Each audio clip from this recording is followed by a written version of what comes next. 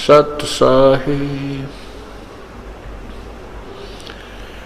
कर जोरों विनती करूं, धरूं चरण पर शीश। गुरु राम देवानंद जी महाराज ने दियो नाम बख्शीश। कोटि कोटि सिजदा करूं, कोटि कोटि प्रणाम। चरण कमल में राखियो, मैं बांदी जाम गुलाम। अब गुण किए तो बहुत किए, करत न मानी और।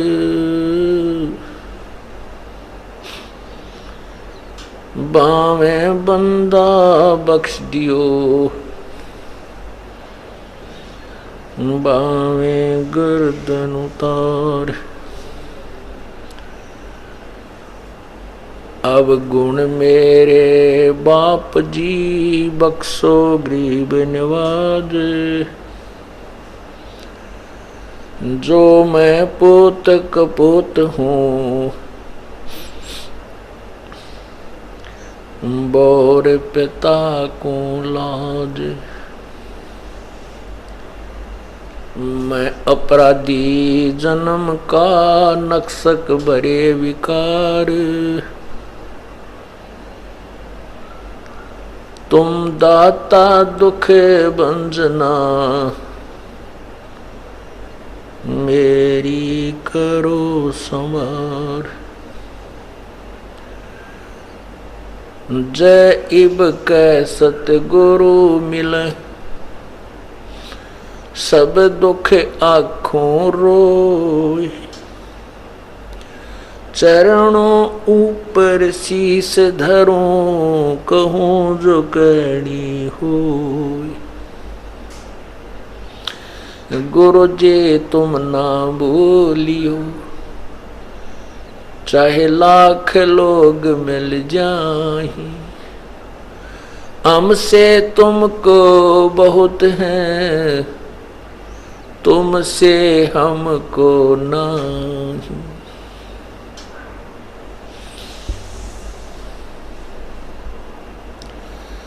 तुम्हारे विसारे क्या बने, मैं किसकी शरण में जाऊं। शिव विरंच मुनि नारदा, उनके हृदय न समाऊं। राम रटत कन्या भली, साकट भला न पूते। छेरी के गल गल थना, जिसमें दूध न मूत। राम रटत कोढ़ी भलो, चू चू पड़े जो चाम। ये सुंदर शरीर किस काम का, जिस मुख नाही नाम। राम रटत दारिद्र भलो, टूटी घर की छान। वो सुंदर महल किस काम के, जहाँ भक्ति नहीं भगवान। मानुष जन्म पाय कर, नहीं रटे हरि नाम। जैसे कुआ जल बिना फिर, बनवाया किस काम।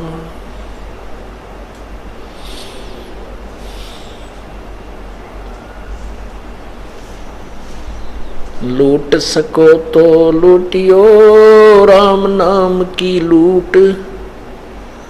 पीछे फिर पछताओगे, प्राण जाएंगे छूट।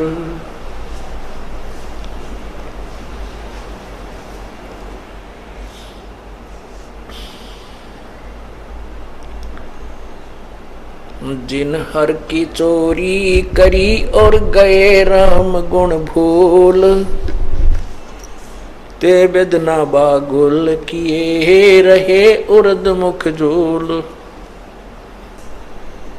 मानुष जन्म दुर्लभ है भाई मिले न बारंबार, जैसे तरवर से पत्ता टूट गिरे वो बहुर न लगता डार। परम पिता परमात्मा सारी सृष्टि के रचनहार, कुल मालिक, पूर्ण ब्रह्म, कबीर देव, कबीर परमेश्वर इस काल के लोक में आकर अपने निज घर की खबर हमें बताते हैं। हम कौन हैं, कहाँ से आए थे, यहाँ जन्म और मृत्यु हमारा किस उद्देश्य से हो रहा है। हम प्रतिदिन देखते हैं कोई ना कोई ऐसी दुर्घटना किसी समाचार पत्र में या वैसे अपनी आंखों के सामने या किसी वैसे रिश्तेदारी या गांव में, शहर में हम प्रतिदिन देखते हैं कि परिवार के परिवार नष्ट हो जाते हैं। एक दुर्घटना के अंदर पूरा परिवार नष्ट हो जाता है। कहीं फ्लड आता है, बाढ़ आ जाती है, कहीं पर भूकंप से शहर के शहर विनाश को प्राप्त हो जाते हैं। जो व्यक्ति आजीवन महल बनाने में, मकान बनाने में लगा रहा और भूकंप आने से उसी महल के अंदर दब के पूरा परिवार नष्ट हो गया।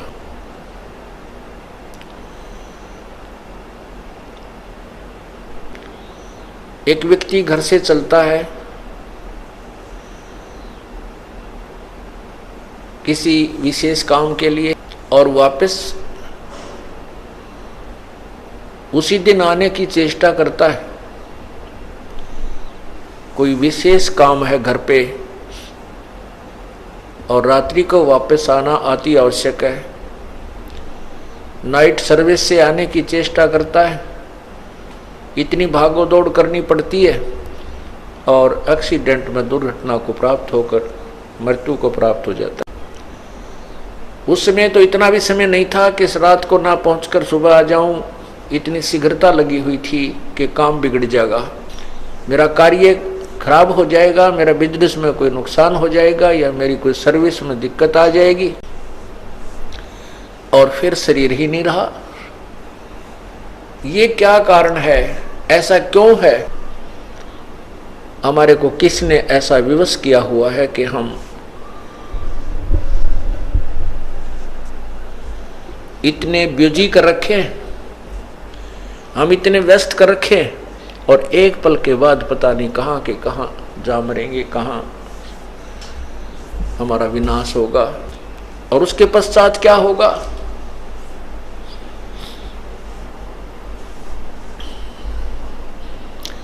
उसके पश्चात क्या होगा? उसके पश्चात संत बताते हैं, नर से तीतू पशुआ की जय, दीजे बैल बनाए, चार पहर जंगल में डोले, तेरा तो ना पेट भरे। इसके बाद ये होगा।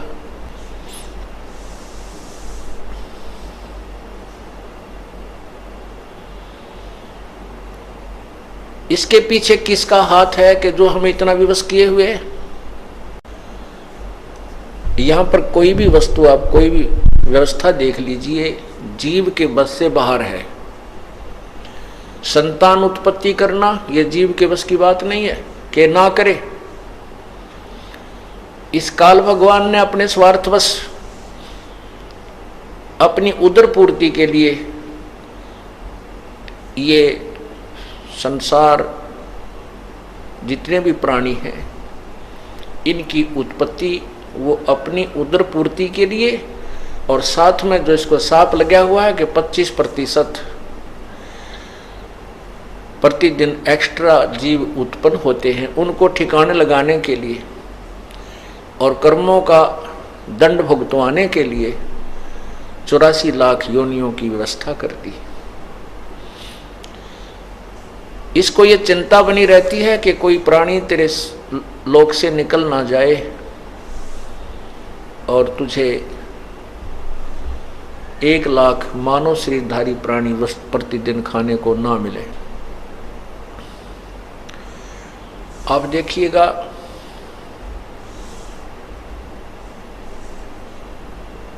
दूसरे जो व्यवस्था है सतिथि, जो भगवान विष्णु जी सतोगुण को ड्यूटी दे रखी है, इसमें भी हम विवश हैं, हमारे बस की बात नहीं। एक दूसरे में मोह हो जाना, संतान के अंदर मोह, माता पिता में प्रेम, बहन भाई का आपस में मोह, पति पत्नी का मोह, ये जीव के बस का नहीं है। ये जो 5 विकार हैं, ये काल भगवान ने सूझबूझ से लगा रखे हैं। और जब इसको मानव शरीर प्राप्त होता है, जब इस प्राणी को मानव शरीर प्राप्त होता है, उस समय यह काल और ज्यादा सतर्क हो जाता है, ये ज्योति निरंजन ब्रह्म सतर्क हो जाता है कि अब इसको ज्यादा ही व्यस्त कर दूं, कहीं ये भक्ति ना कर, यथार्थ भक्ति ना कर ले। गलत भक्ति करता है, करता रहे, शास्त्र विरुद्ध साधना कितनी कर ले, हजारों वर्ष बैठा रहे, मौन रहे, कितनी ही जो है ना मेहनत करता रहे, उसमें इसको नो ऑब्जेक्शन।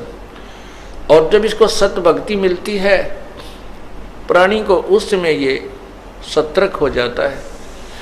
लेकिन उस समय इसकी दाल नहीं गलती, क्योंकि परमात्मा पूर्ण ब्रह्म विशेष रूप से साथ होता है। ये क्या करता है काल भगवान, जीव को यथार्थ भक्ति ना दे करके, यथार्थ ज्ञान ना दे करके, यही जन्म और मृत्यु के अंदर रहने की व्यवस्था का ज्ञान प्राप्त करवा देता है। कुछ आकाशवाणी कर देता है जो शास्त्र विरुद्ध साधना होती है, और ये भोली आत्माएं जो तत्व ज्ञान से अपरिचित है, ये उस आकाशवाणी जो काल करता है, 21 ब्रह्मांड का ये मालिक है, उस आकाशवाणी को परमात्मा की आकाशवाणी मान करके ये उसको स्वीकार कर लेते हैं। जैसे देवी पुराण में लिखा है कि ब्रह्मा जी कहता है कि मैं जब सचेत हुआ, जब मैं होश में आया, मैं कमल के फूल पर विराजमान था, युवा अवस्था थी, और मुझे नहीं मालूम मैं कहाँ से उत्पन्न हो गया, मेरा उत्पन्न करने वाला कौन है। उसमें मैंने उस कमल के फूल के नीचे उतरकर डंठल को पकड़ के नीचे उतरा, उस जल का और छोर मुझे कहीं नहीं मिला, वापस आकर के कमल के फूल पर ही बैठ गया। मैं विचार करने लगा कि मैं यहाँ किस लिए उत्पन्न हुआ हूँ, मेरा क्या कार्य है। उसी समय आकाशवाणी हुई कि तप करो, तप करो। तो मैंने 1000 वर्ष तक तप किया। उसके बाद आकाशवाणी हुई कि सृष्टि करो। मेरे मन में आया, ब्रह्मा जी कहते हैं कि मेरे मन में आया कि किसकी सृष्टि करूं, कहीं पर कोई पृथ्वी नहीं है, जल ही जल नजर आता है। इस प्रकार ये काल भगवान भ्रमित करता है। इस ब्रह्म ने आकाशवाणी कर दी कि तप करो, और इसने कसम खाई है ब्रह्म ने कि मैं किसी भी प्राणी को जो मेरे 21 ब्रह्मांड में है अपने यथार्थ रूप में दर्शन नहीं दूंगा। इसका यथार्थ रूप कैसा है, ये काल है। गीता जी के अध्याय नंबर 11 के श्लोक नंबर 32 में स्वयं स्वीकार करता है गीता ज्ञानदाता कि मैं काल हूं और सबको खाने के लिए अब आया हूं, प्रवृत्त हुआ हूं। और 11वें अध्याय के 47-48 श्लोक में कहा है कि अर्जुन, ये मेरा यथार्थ रूप है, जो रूप मैंने तुझे दिखा, ये विराट रूप, ये मेरा काल रूप। और इस काल के इस रूप के दर्शन न तो वेदों में वर्णित विधि से, न किसी जप से, न तप से, न यज्ञ से, किसी प्रकार से कोई नहीं कर सकता।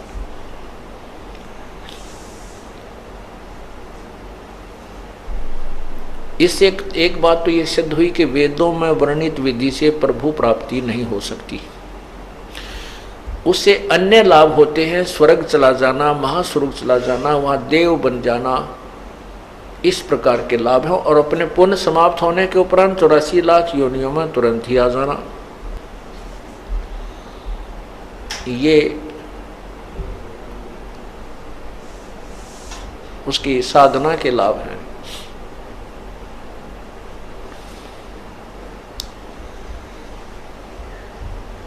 अब वेदों में जो वर्णित, वेदों में जो साधना लिखी है, वो साधना हठ योग नहीं है। किसी भी शास्त्र में जो प्रमाणित शास्त्र है, वेदों में गीता जी चारों पवित्र वेदों का सारांश है। इनमें कहीं भी हठ योग नहीं है कि एक स्थान पर बैठ करके आंखें बंद करके या कोई तप आदि करने के लिए कहीं नहीं कहा। और जैसा कि काल भगवान ने ब्रह्मा जी से कहा कि तप करो तप करो, ये जो शब्द, ये आकाशवाणी ब्रह्मा जी ने परमात्मा की मानी कि पूर्ण परमात्मा, यानी इनको ज्ञान नहीं है ब्रह्मा जी को, ना विष्णु जी को, ना शिव जी को कि कौन है पूर्ण परमात्मा। ये तो कहते हैं तीनों देवा उसको ध्यावे, निरंजन का ये पार नहीं पावे। ये स्वयं स्वीकार करते हैं कि हमने बहुत साधना की है और हमारे को परमात्मा के दर्शन नहीं हुए, जैसे शिव पुराण में लिखा हुआ है। तो इनको ये पता नहीं कौन है वो परमात्मा। इन्होंने उस आकाशवाणी को प्रभु की आज्ञा मानकर, और फिर बाद में ब्रह्मा जी ने वेद तो बाद में पढ़े हैं। जब सागर मंथन हुआ, सागर मंथन में चारों वेद काल भगवान ने अपने श्वासों के द्वारा, जैसे कंप्यूटर से बाहर फैक्स कर दिया जाता है, मोबाइल टू मोबाइल जैसे मैसेज और ये सब मैटर भी दूसरे मोबाइल में फैक्स कर दिया जाता है, ऐसे काल भगवान ने चारों वेद समुद्र में प्रवेश कर दिए और वो एक सुसज्जित बहुत अच्छी बढ़िया थाली में रखे हुए बाहर आए प्लेट में, ब्रह्मा को प्राप्त हुए। ब्रह्मा जी ने वेदों को पढ़ा। उन अब क्या, कहाँ कैसे ज्ञान बिगड़ गया? वेदों में जो लिखा ज्ञान वो उसमें से ओम नाम ले लिया इन संतों ऋषियों ने, देवताओं ने उसमें से ओम नाम ले लिया। यजुर्वेद अध्याय नंबर 40 के मंत्र 15 में स्पष्ट लिखा है कि ओम नाम है, ओम कर्तु समर कलवे समर और कर्त्युम समर। ओम नाम का जाप काम करते करते शमन करो, विशेष कसक के साथ, और अपना परम कर्तव्य समझकर ओम नाम का जाप करो। तो ओम नाम का जाप तो ले लिया इन्होंने वेदों से, और हठ योग तप करना ये ले लिया आकाशवाणी से, दोनों की खिचड़ी बना ली। तप करना शास्त्र विरुद्ध साधना है। शास्त्र विधि को त्याग कर जो मनमानी पूजा करते हैं, साधना करते हैं, आचरण करते हैं, उनको कोई लाभ नहीं होता, ना उनकी गति होती है, ना मोक्ष होता है, और ना ही उनको कोई सुख होता है। और इन तीन चीज़ों के लिए, तीन वस्तुओं के लिए हम परमात्मा की तलाश खोज करते हैं, उसकी पाने का प्रयत्न करते हैं। इससे तप से क्या होता है? तप से राज राजमद मानम जन्म तीसरे शुक्र श्वानम। ऋषि लोग हजारों वर्षों तक तप कर राज करते थे, तप करते थे, उतना ही उसको राज्य मिल जाता था।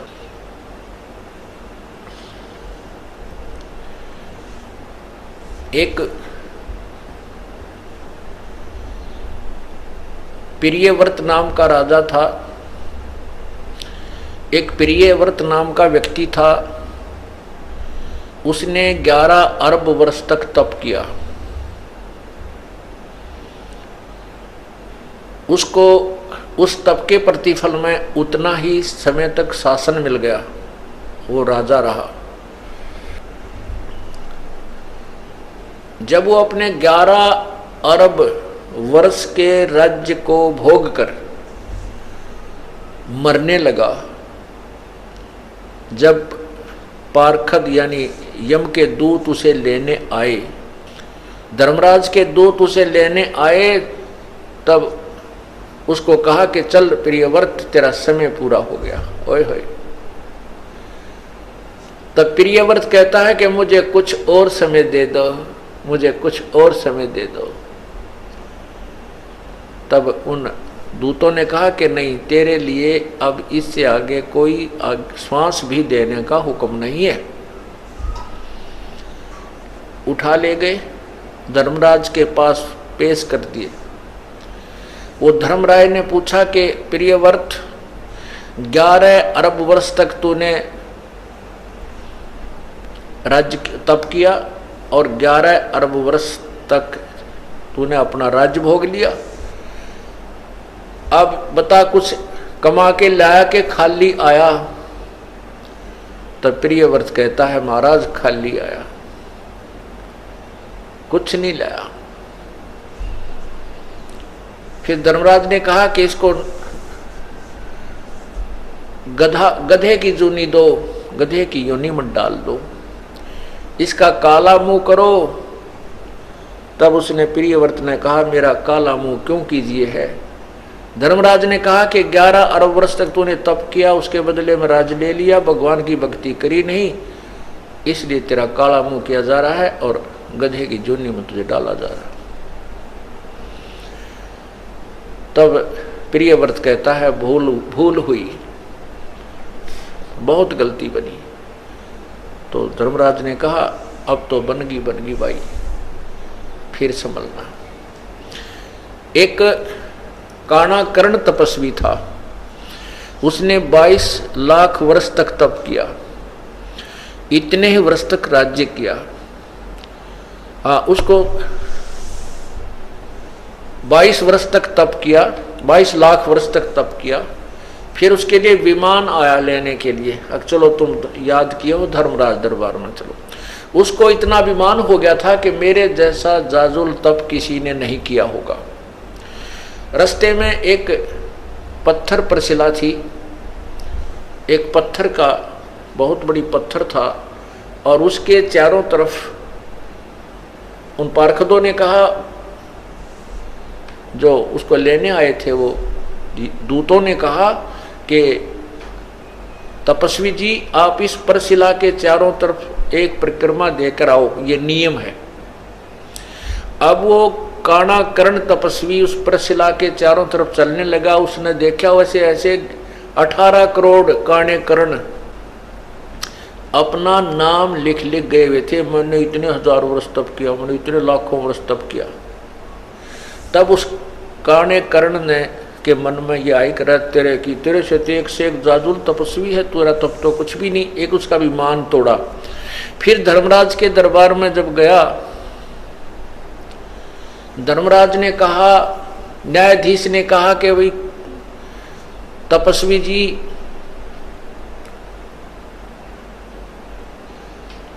कि तूने इतने वर्ष तक तप किया। कहाँ जी तप किया? कहने लगे कि अब और इतने वर्ष तक राज्य किया।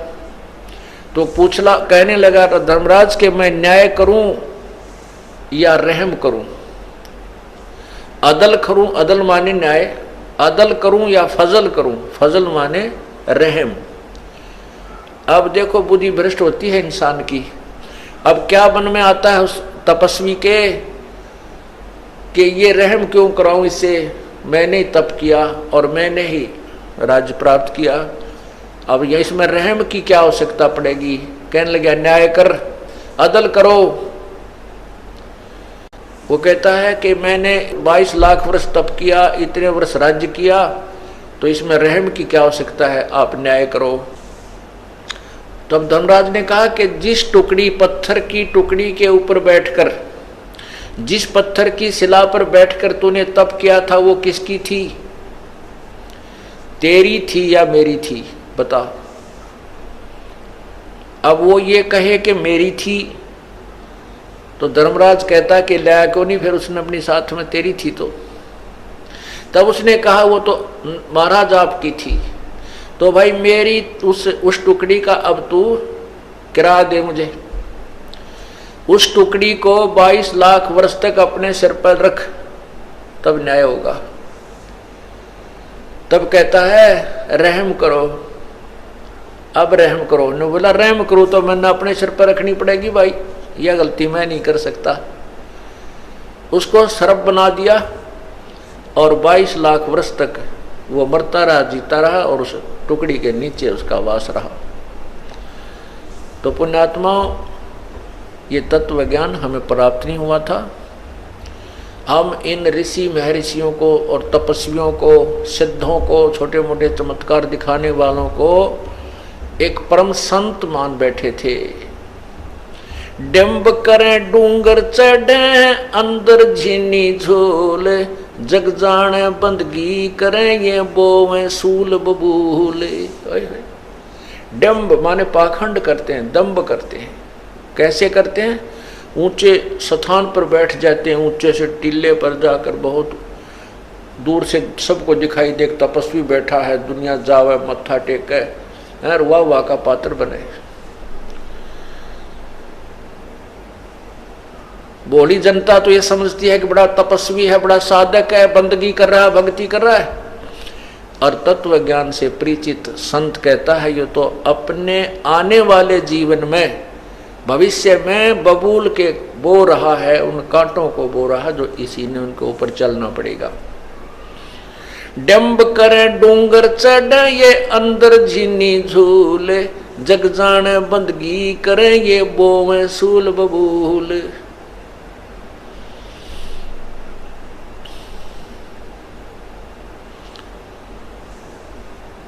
पुण्यात्माओं, ये काल यही चाहता है कि ये प्राणी गलत साधना करे और मेरे जाल में जीवे और मरे। बस कुछ अनजान लोग कहते हैं भाई परमात्मा की भक्ति तो तब बनती है जब इंसान पूर्ण रूप से काम, क्रोध, मोह, लोभ, अहंकार से रहित हो जाए, तब योग युक्त हुआ जाता है। योग युक्त का अर्थ होता है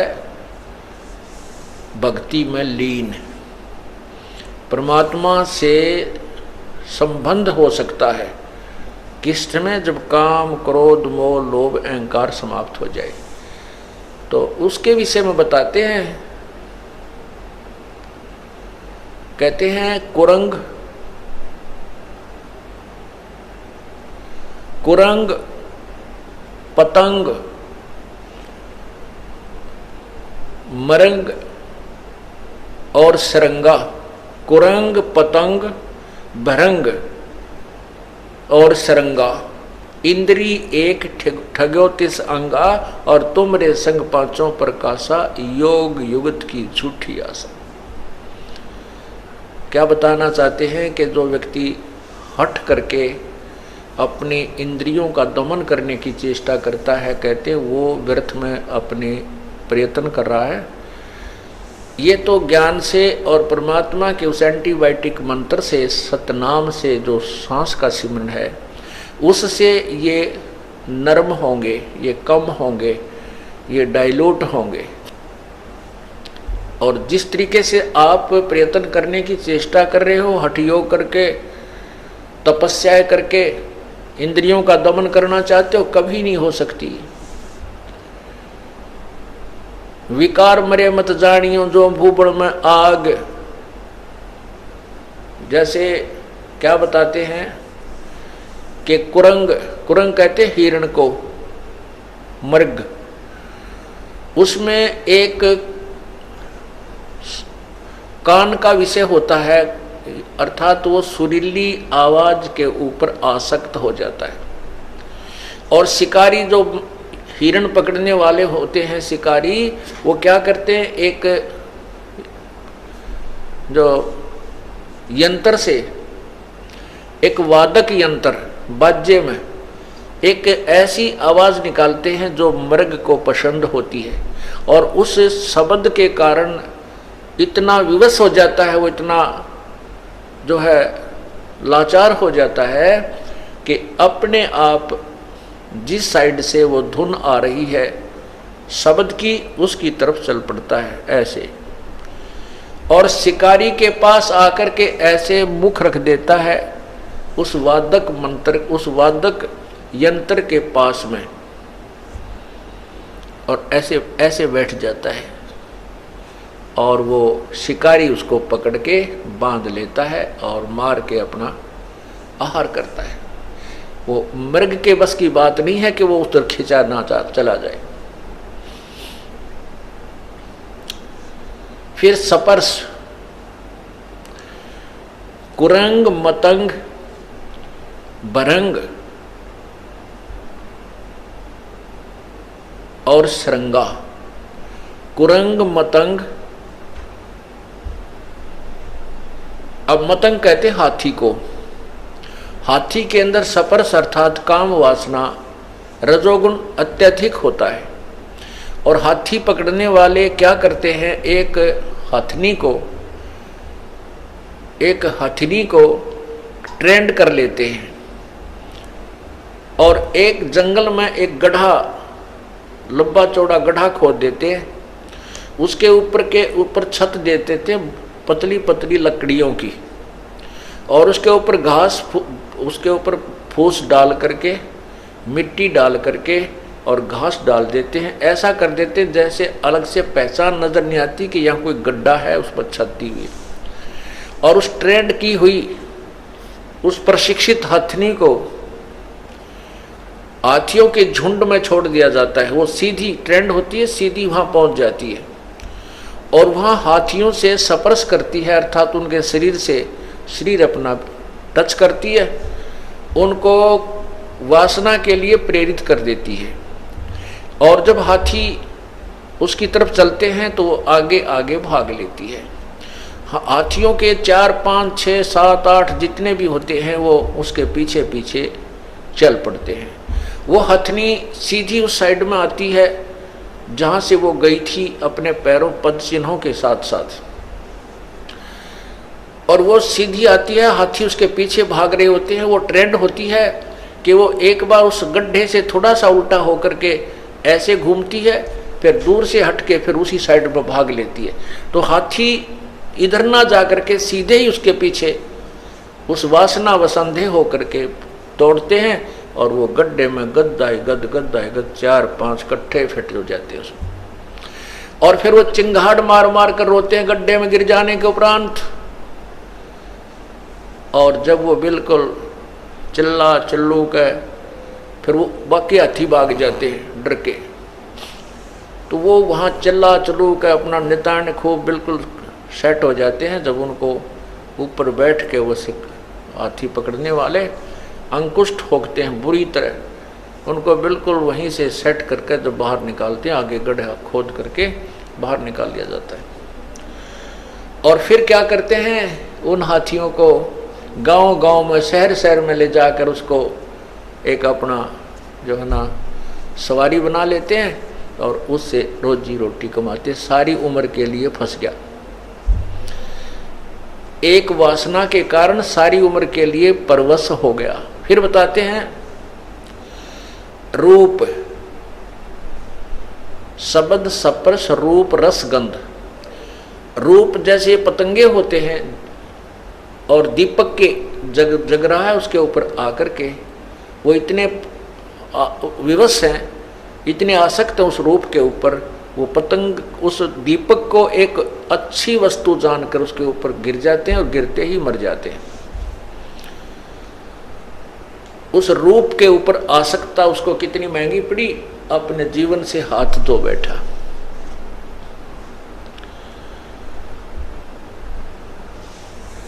अब रस, जीभ का स्वाद। मछली को पकड़ने वाले एक मांस का टुकड़ा एक तार के लोहे के हुक में डालकर कांटे में और रस्सी बांध करके जल में छोड़ देते हैं, और मछली आती है उस मांस के टुकड़े को खाने के लिए मुंह उसमें डालती है, वो झटका दे देता है, उसके वो हुक मछली के मुंह में फंस जाता है, उसको बाहर पटक देता है। अब उस जीव के रस के प्राप्ति के लिए उसने मछली ने अपनी जीवन बर्बाद कर लिया, वो बाहर आते ही मर गई और शिकारी का आहार बनी।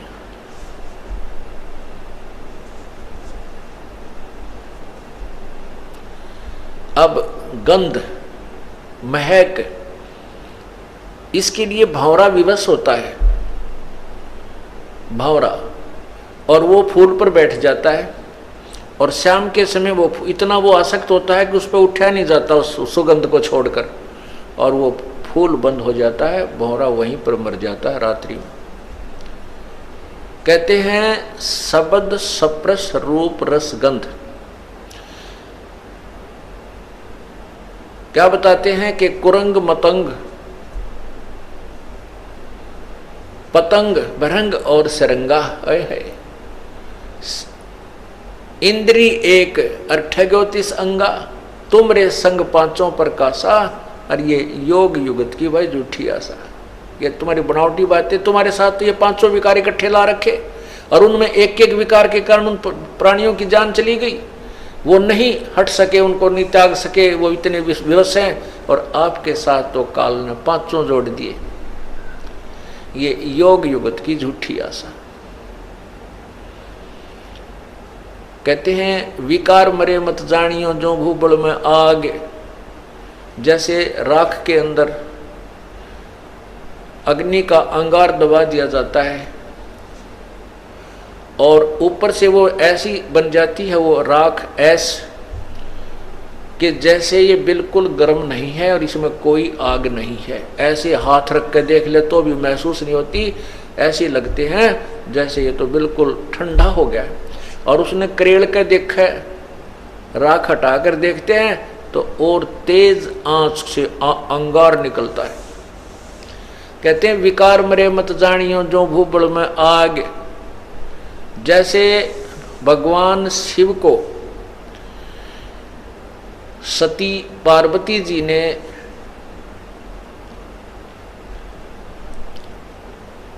धोखा दे दिया, जैसा कि उन्होंने माना। कैसे कि श्री रामचंद्र जी सीता वियोग में जब सीता का अपहरण हो चुका था तो रामचंद्र जी बहुत बुरी तरह पछाड़ खा खा कर रो रहे थे, डकरा रहे थे, पशुओं से पक्षियों से पूछ रहे थे मेरी सीता देखी, मेरी सीता देखी, कहाँ गई, किसने। तो ऊपर से भगवान शिव और पार्वती बैठे थे, भगवान शिव ने उनको प्रणाम किया श्री रामचंद्र जी को। पार्वती ने कहा कि आप किसको प्रणाम कर रहे हो, आप तो महादेवों के देव हो। तो उसने कहा कि ये सामने भगवान विष्णु अवतार हैं, ये मेरे बड़े भाई हैं, उनको प्रणाम कर रहा हूँ। वो कहने लगी ये भगवान है? कहाँ ये भगवान है। पार्वती बोली कि मैं नहीं मानूं, भगवान और रो रहा है। भगवान रोते हैं कभी?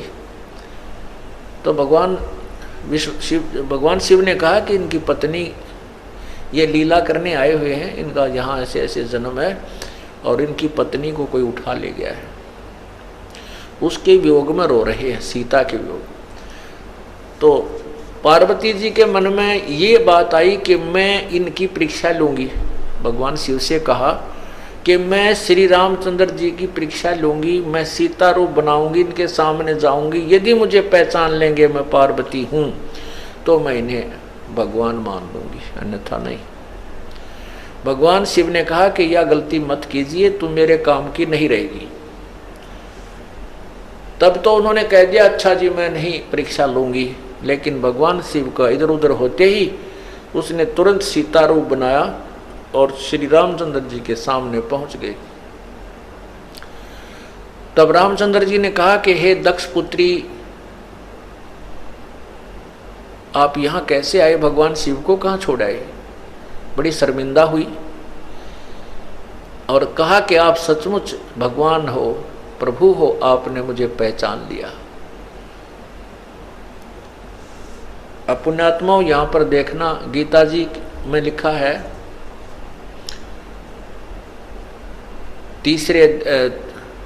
7वें अध्याय के 9 से 10 श्लोक में, 9-10 श्लोक में कि मैं विद्वानों का विद्वान और मैं जो है ना बलवानों का बलवान बल और बुद्धिमानों की बुद्धि ये मेरे हाथ में है।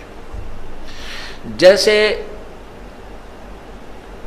श्री रामचंद्र जी को अपनी पत्नी के विषय में तो पता नहीं उसको कौन उठा ले गया, और सीता को पहचान लिया ना, उस क्या नाम है, पार्वती जी को पहचान लिया कि तू सीता नहीं है, पार्वती है। ये ऐसा ये क्या कहानी है?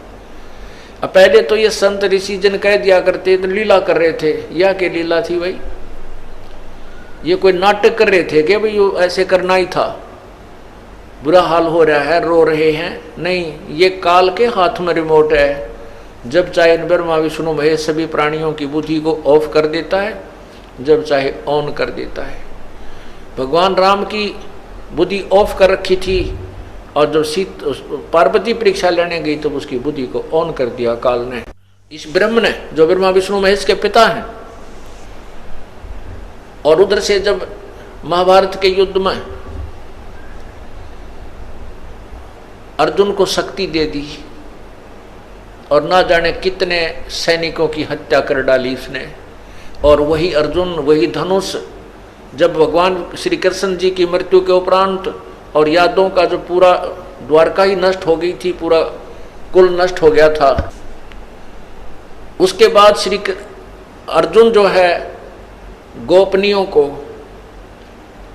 और भगवान श्री कृष्ण जी की 16,000 रानियों को लेकर के आ रहा था। रास्ते में जंगली लोगों ने अर्जुन को पीटा और सभी औरतों के गहने छीन ले गए, लूट लिया उनको, और कुछ एक औरतों को भी अपने साथ ले गए। अर्जुन का हाथ भी ना उठा। वही धनुष था, वही अर्जुन था। तब अर्जुन रोता है कि ये कृष्ण बड़ा छलिया था, इसने हमारे साथ धोखा ही धोखा किया। जब हमारे से पाप करवाना था, जब मुझे शक्ति दे दी, और आज मैं खड़ा खड़ा पिट रहा हूँ, वही अर्जुन हूँ और वही बाण है, आज मेरे से बाण उठाया भी नहीं जा रहा है, मेरी शक्ति कहाँ गई?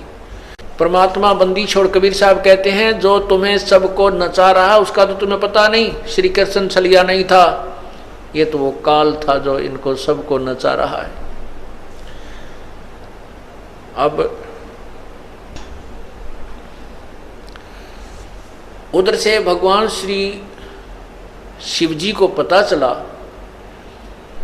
कि पार्वती आप परीक्षा लेकर आई हो। अब ऑन कर दी बुद्धि काल ने उसकी, शिव जी की, कि नहीं तू परीक्षा लेकर आई है। तब वो शर्मिंदा होगी, ने बोली गलती बन गई मेरे से। तो उसने कहा भगवान शिव ने कि आज से तू मेरे लिए पत्नी रूप में स्वीकार्य नहीं है, क्योंकि आपने मेरे बड़े भाई की पत्नी का रूप धारण कर लिया, सीता जी का रूप धारण कर लिया, इसलिए मेरे लिए तू माँ के तुल्य होगी। और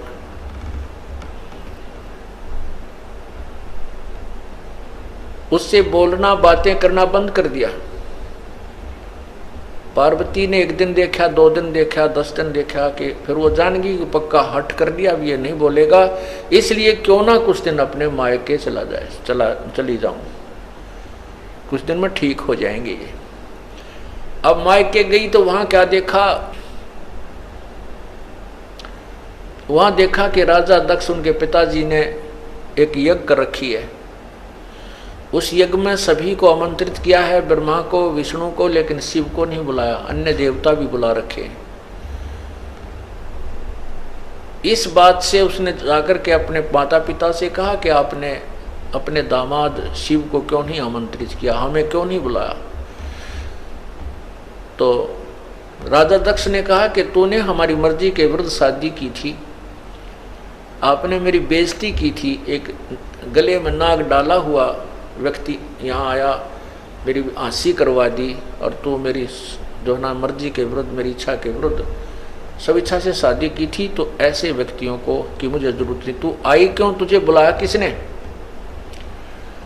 इससे अक्षुब्ध होकर के उधर से देखा कि श्री भगवान शंकर मेरे से बात नहीं करेंगे। दोनों तरफ से हिसाब ला करके पार्वती ने सोचा कि राजा दक्ष को भी मजा चखाती हूँ, इसकी यज्ञ को नष्ट करवाती हूँ, भ्रष्ट करती हूँ, हवन कुंड, बहुत बड़े बड़े हवन कुंड, उसमें नरी लकड़ी घेर कर ऊपर तो ये सभा सभा करनी है, चारों तरफ बैठ जा करते, राजा की यज्ञ करते थे, डूंडा ठा देते, कौन सा गर्ते डालना था, तो नरा घी घेरो तो पूरा भट्ट बड़ा था। तो पार्वती जी ने उसके अंदर छलांग लगा दी, अपना जीवन लीला समाप्त कर दी, आत्महत्या कर ली। उधर से जब श्री शंकर जी को पता चला, भगवान शिव को पता चला, तो वो आए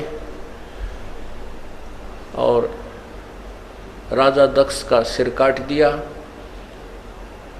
उधर से फिर उसको एक बकरे का सिर लगा दिया। काफ़ी प्रार्थना से लंबी कहानी है। हम जो विषय अपना आज सब्जेक्ट है, हम उसी पर चलते हैं, आज का जो सत्संग का विषय है। उसके बाद क्या होता है कि भगवान श्री शिव जी ने देखा कि पार्वती कहाँ है, कौन से कुंड में गिरी है, तो उन्होंने उसमें गिरते ही तुरंत ही उसको अधजली सी वह जल गई थी, लेकिन कंकाल शेष रह गए थे, उसको बाहर निकाल दिया था, बाहर पड़ी थी वो हड्डियाँ, अस्थियाँ शीघ्र ही बाहर निकाल दिया था, लेकिन वो जल चुकी थी, समाप्त हो गई थी, अस्थि शेष थी। तो भगवान शिव जी ने उस पार्वती जी की, सती जी की उस अस्थियों को पार्वती समझ के इतना मोह, ओए होए, काम क्रोध मोह लोभ अहंकार, लोभ मोह, ये मोह प्रमाण देते हैं मोह कितना प्रबल होता है। भगवान शिव ने उस पार्वती के कंकाल को, हड्डियों को सीने से लगाया ऐसे, और 10,000 वर्ष तक उनको लिए फिरता रहा जंगल में, इधर उधर, उसको पार्वती समझ के। ऐसे पागलों जैसा हाल हो गया भगवान शिव का। तब कहते हैं भगवान विष्णु ने सुदर्शन चक्कर मार के और पार्वती जी के कंकाल के टुकड़े टुकड़े किए कि जब तक ये टुकड़े टुकड़े नष्ट नहीं होगा शरीर, तब तक भगवान शिव का मोह इससे भंग नहीं होगा। तो जहाँ पर आँख गिरी, वहाँ जहाँ आँखों वाले स्थान गिरा हड्डी ही, वो तो नैना देवी बना दिया मंदिर। जहाँ पर धड़ गिरी, वहाँ पर वैष्णो देवी का मंदिर बना दिया। ऐसे ये मंदिरों की स्थापना हुई। अब इसमें काफ़ी सत्संग में बहुत सा निर्णय आपको मिलेगा। अब जैसे नैना देवी का मंदिर क्यों बना, वैष्णो देवी का मंदिर कैसे बना, जहाँ पर भगवान शिव के, पार्वती जी के जो अस्थियाँ थी, उसका धड़ गिरा था नीचे का हिस्सा, उसको वहीं पर जमीन में गाड़ कर अंतिम संस्कार किया गया, और उसके ऊपर एक यादगार बना दी, गुम्बद सा बना दिया कि आने वाले समय में ये यादगार बनी रहे कि भगवान शिव की ने ऐसी लीला की थी, पार्वती ऐसे हुआ था, और उसकी यहाँ पर ये धड़ को अंतिम संस्कार किया गया था। जहाँ नैन पड़ी, वहाँ पर नैना देवी का भी इसी प्रकार यादगार बनाई थी कि आने वाले समय में कहीं न ऐतिहासिक बातों को कोई झुठला ना दे। अब उसकी पूजाएं शुरू होगी। वो एक मात्र यादगार हैं, वहाँ पूजा करने से कोई लाभ नहीं होता।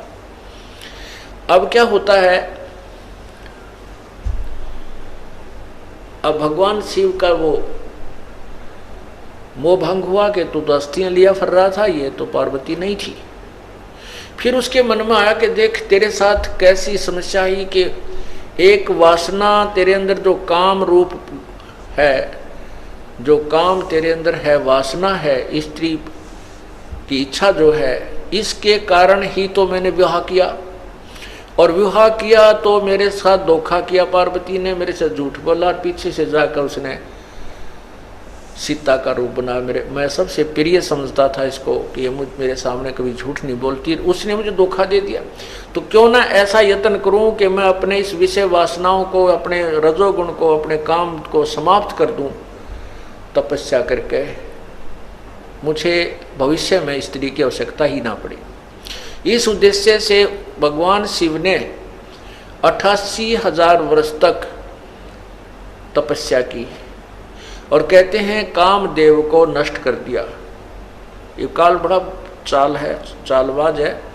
उसने एक भेज दिया अपना ड्रामा करके उसने कहा मैं कामदेव हूँ, मुझे माफ़ कर दो, माफ़ कर दो। भगवान शिव ने उसको अपने त्रिशूल आदि से दृष्टि से नष्ट कर दिया कि मैं तुझे नष्ट कर देता हूँ।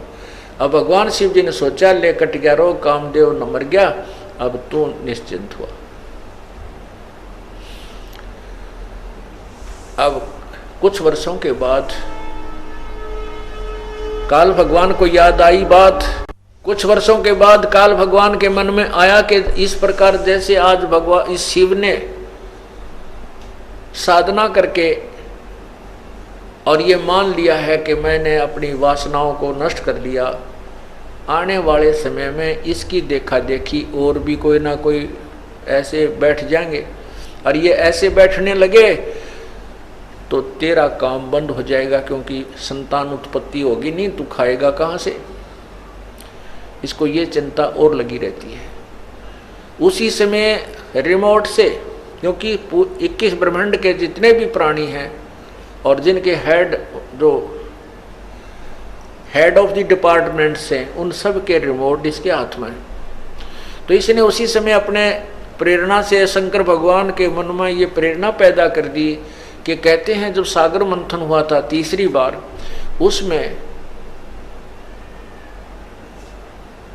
एक अमृत का कलश निकला था, एक मदिरा का कलश निकला था।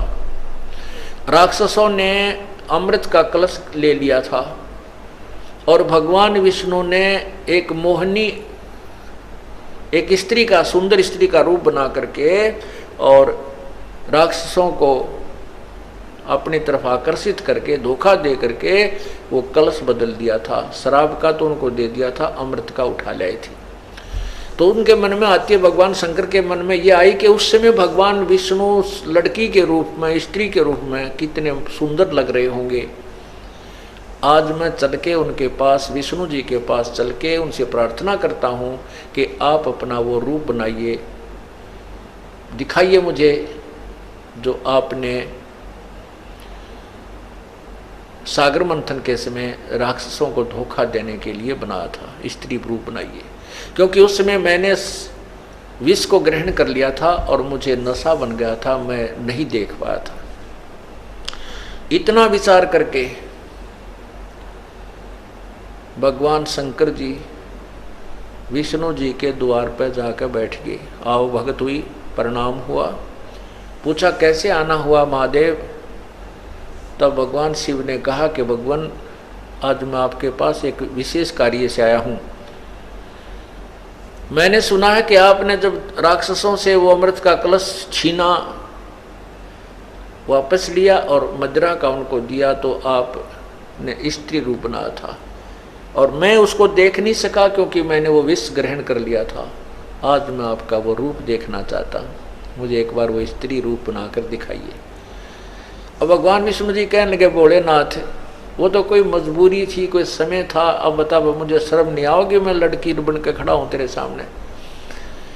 भगवान शिव जी कहने लगे मैं बैठ गया आपके द्वार पर और जब तक मुझे रूप नहीं दिखाओगे मैं नहीं जाऊं। भगवान विष्णु को पता था कि ये भगवान तो भाई 88,000 वर्ष तक तप करके आए और यहाँ बैठ गया, ये उठे कोई ना मन माने 10,000 वर्ष तक, तो इससे भी पीछा छुटवाना आवश्यक है। ऐसे ही बात बूत करके मजाक मजूक करके और अपने महल की तरफ चले गए। भगवान बैठो भोलेनाथ अभी आता हूँ मैं। तो वहाँ से अंतर्ध्यान होकर के भगवान शिव अकेले बैठे थे बाहर बरंडे में और सामने बहुत सुंदर बाग था, वन था। थोड़ी सी दूरी पर भगवान विष्णु ने सुंदर लड़की का रूप बनाया, अर्धनग्न शरीर उसका, और भगवान शिव ने इधर देखा, कोई नहीं देख रहा है तो उठकर चल भाग लिए उस लड़की के पीछे। और भगवान शिव जी और विष्णु जी जो स्त्री रूप में था वो थोड़ा सा और माड़ी सी स्पीड पकड़ के आगे को चलने लगे। आखिर में भगवान शिव ने दौड़ के उसका हाथ पकड़ दिया। तब तक भगवान शिव की बहुत बुरी हालत हो चुकी थी, जो यहाँ वर्णन भी नहीं की जा सकती, उनके इतिहास में लिखा है। उसी समय भगवान विष्णु जी ने अपने विष्णु रूप बना लिया। जब उनके मुंह की तरफ देखकर ये सती थी, तो भगवान विष्णु ने कहा कि ऐसे मूर्ख बनाया था जैसे आपको बना दिया, राक्षसों को मैंने ऐसे मूर्ख बनाया था। अब यहां परमात्मा क्या कहना चाहते हैं बंदी छोड़ कबीर साहब जी? कहते हैं जैसे अग्न काष्ठ के माही है व्यापक पर दिखे नाही, ऐसे कामदेव पर चंडा व्यापक सकल दीप नो खंडा। जैसे लकड़ी में आग है लेकिन दिखाई नहीं देती, और जब ही इसको तिल्ली लगाई जाएगी तो ये अग्नि रूप धारण कर लेगी। कहते हैं जैसे अग्नि काष्ठ के माही है व्यापक पर दिखे नाही, ऐसे काम देव पर चंडा और व्यापक सकल दीप नौखंडा। विकार मरे मत जानियो जो भूबल में आग, इसका तरीका ही दूसरा है। इसको विकारों को नष्ट करने का जो काम क्रोध मोह लोभ अहंकार रूपी शब्द सप्रस रूप रसगंध आदि हैं, इनको नष्ट किसी हठ योग या क्रिया से नहीं किया जा सकता। इससे तो ये सिर्फ एक कुछ समय के लिए ऐसा लगेगा जैसे भूबल में आग होगी हो, ऊपर राख ठंडी हो जाती है लेकिन अंदर चौंकी तो विद्यमान रहती है।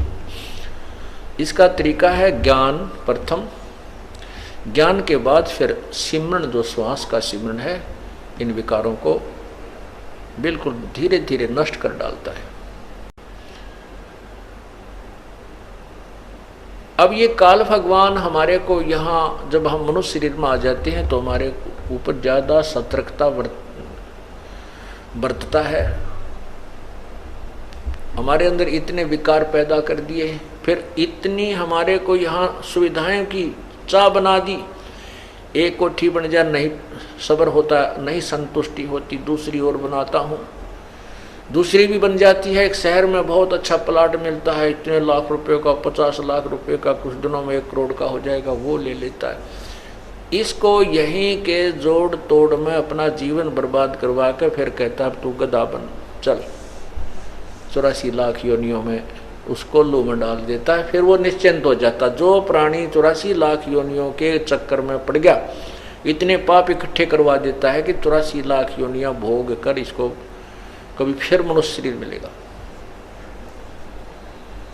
और 84 लाख योनियों को भोगने के बाद जब मानव शरीर मिलता है तो ये प्राणी शीघ्र सी भक्ति ग्रहण नहीं करता। एक भक्त ने प्रश्न किया कि भगवान ने यूं श्राप क्यों दे दिया इसको? भगवान तो जानी जान थे, कबीर परमात्मा तो सर्वज्ञ हैं, सर्वशक्तिमान हैं, वो तो जानते थे कि इसको ये श्राप क्यों दे दिया कि वे तो 1 लाख मानव शरीरधारी जीव खाएगा, 1.25 लाख उत्पन्न करेगा। ये श्राप ना देते। प्रथम तो परमात्मा की लीला को हम नहीं समझ सकते क्योंकि हमारी बुद्धि एक जीव की है, और जीव जितनी सोच सकता है हमारी सोच उतनी, इतने प्रश्न उत्तर हम कर सकते हैं। अगर यदि परमात्मा इसको ये सजा ये नहीं देता, ये साफ समझो, चाहे इसके किए हुए कर्म का ये फल समझो, ये नहीं देता तो ये मनुष्य शरीर देता ही नहीं। और मनुष्य शरीर के बिना परमात्मा नहीं मिल सकता, हम भक्ति नहीं कर सकते। उस परमात्मा ने ये रहम किया हमारे ऊपर कि ये मनुष्य शरीर देना इसकी मजबूरी बन गई, और मनुष्य शरीर में परमात्मा आकर के हमें सद्बुद्धि दे करके, तत्व ज्ञान समझा करके, भक्ति करा करके वापस ले जा सकता है। इस प्रकार हमने, क्योंकि हम बालक हैं, अनजान हैं, अज्ञान हमने ग्रहण किया हुआ है, इसलिए हमारे मन में एक से एक ऊटपटांग प्रश्न आते ही रहेंगे। लेकिन कुछ एक प्रश्नों के हल हो जाने के बाद हमें ये समझ लेना चाहिए, बुद्धिमान को संकेत ही काफ़ी होता है कि हमारी सोच बिल्कुल गलत है, और जो संत जी कह रहे हैं ये प्रमाणित हैं, ये बातें सारी ये सच्ची समझ लेना। क्योंकि समझदार को यही अपने इस शंका रूपी राक्षस को नष्ट करने का ये भी एक फार्मूला अपनाना चाहिए कि आज तक हमें कितना ज्ञान था और हम किन बातों को सत्य मान रहे थे, किन भगवानों को भगवान माने बैठे थे, सारी गलत पाई हमारी। तो आज जो संत जी जो बात बता रहे हैं, जो ज्ञान दे रहे हैं, वो परमात्मा का दिया हुआ है। हमारी बुद्धि बेशक से स्वीकार नहीं कर पा रही तो भी ये सत्य पावेगी। इस प्रकार भी अपनी शंकाओं को समाप्त कर देना चाहिए और भक्ति पर लग जाना चाहिए। क्या कहते हैं? यो सौदा फिर नाही रे संतो, ये सौदा फिर नाही। यो सौदा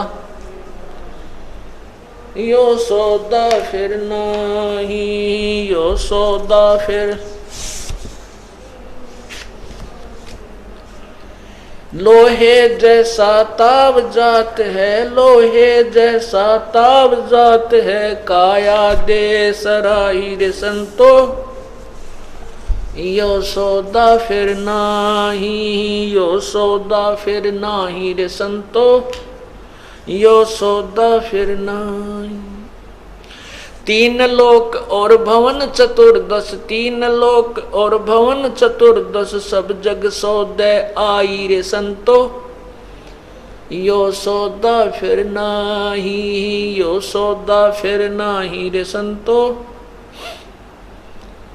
दूने तीने किए चौगने, दुगने तिगने किए चौगने, किन्हू मूल गवाई रे संतो, यो सौदा फिर नाही, यो सौदा। उस दरगाह में मार पड़ेगी, उस दरगाह में मार पड़ेगी, यम पकड़ेंगे बाही रे संतो, यो सौदा फिर नाही, यो सौदा। नर नारायण देह पायक, नर नारायण देह पायक, तू फेर 84 जाही रे संतो, यो सौदा फिर नाही, यो सौदा। जा सतगुरु की मैं बलिहारी, जा सतगुरु की मैं बलिहारी, जो जामन मरण मिटाई रे संतो, यो सौदा फिर नाही, यो सौदा।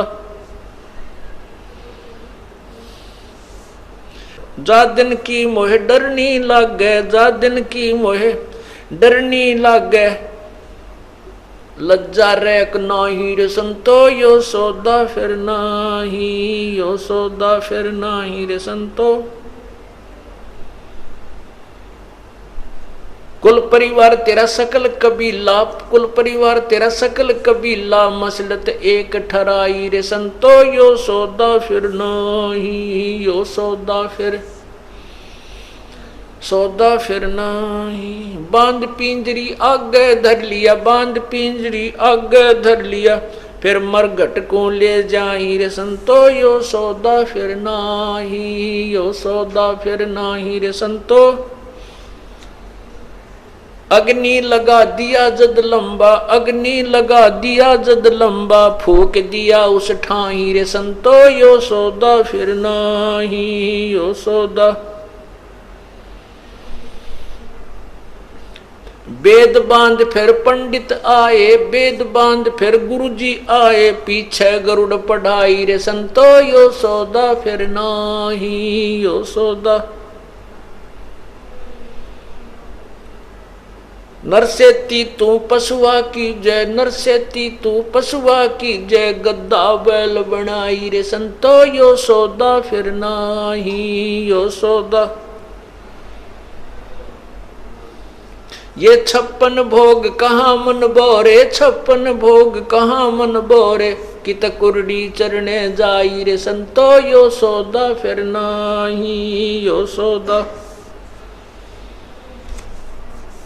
प्रेत शिला पे जा विराजे, प्रेत शिला पे जा विराजे, पितरों पिंड भराई रे संतो, यो सौदा फिर नाही, यो सौदा। बोहर श्राद्ध खान को आए, बोहर श्राद्ध खान को आए, काग बहे कलमाई रे संतो, यो सौदा फिर नाही, यो सौदा। भाई जय सतगुरु की संगत कर दे, जय सतगुरु की संगत करते, तेरे सकल कर्म कट जाई रे संतो, यो सौदा फिर नाही, यो सौदा। अमरपुरी पर आसन होते, अमरपुरी में आसन होते, जहां धूप न छाई रे संतो, यो सौदा फिर नाही, यो सौदा फिर। सुरत नृत मन पवन पियाना, सुरत नृत मन पवन पियाना, शब्द शब्द समाई रे संतो यो सौदा फिर नाही, यो सौदा फिर। गरीबदास गलतान महल में, गरीबदास गलतान महल में, मिले कबीर गुसाई रे संतो यो सौदा फिर नाही, यो सौदा। गरीबदास गलतान महल में, गरीबदास गलतान महल में, वो मिले कबीर गोसाई रे संतो यो सौदा फिर नाही, यो सौदा। सत साहिब पुण्यात्माओं,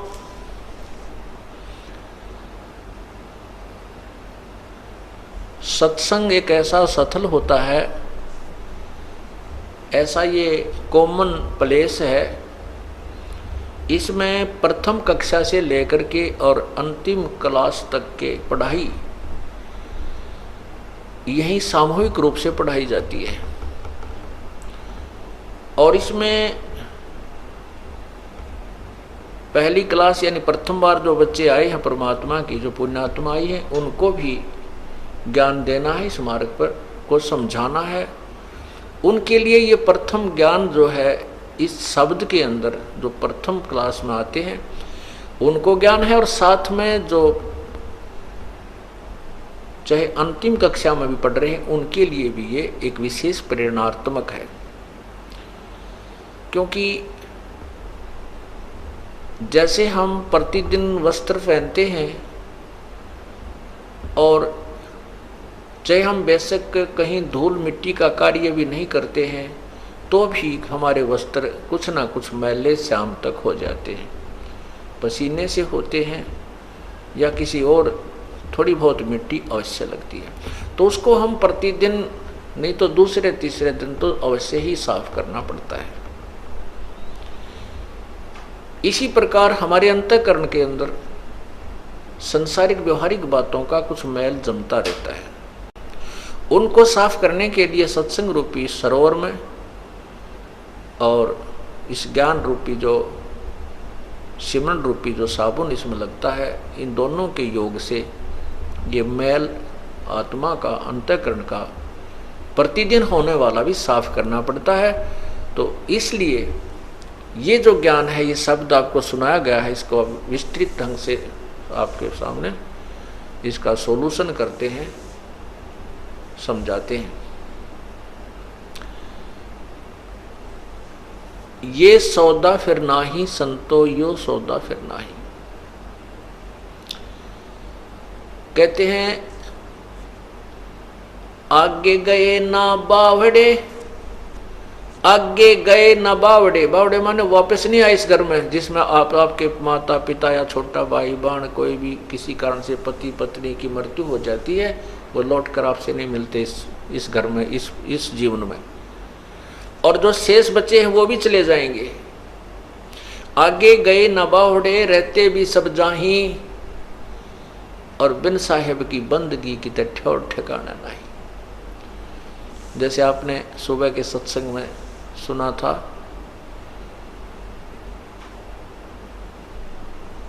पतझड़ आवत देख कर, पतझड़ आवत देख कर बन रोवे मन माही, वो ऊंची टहनी पात थे अब पीले हो जाही।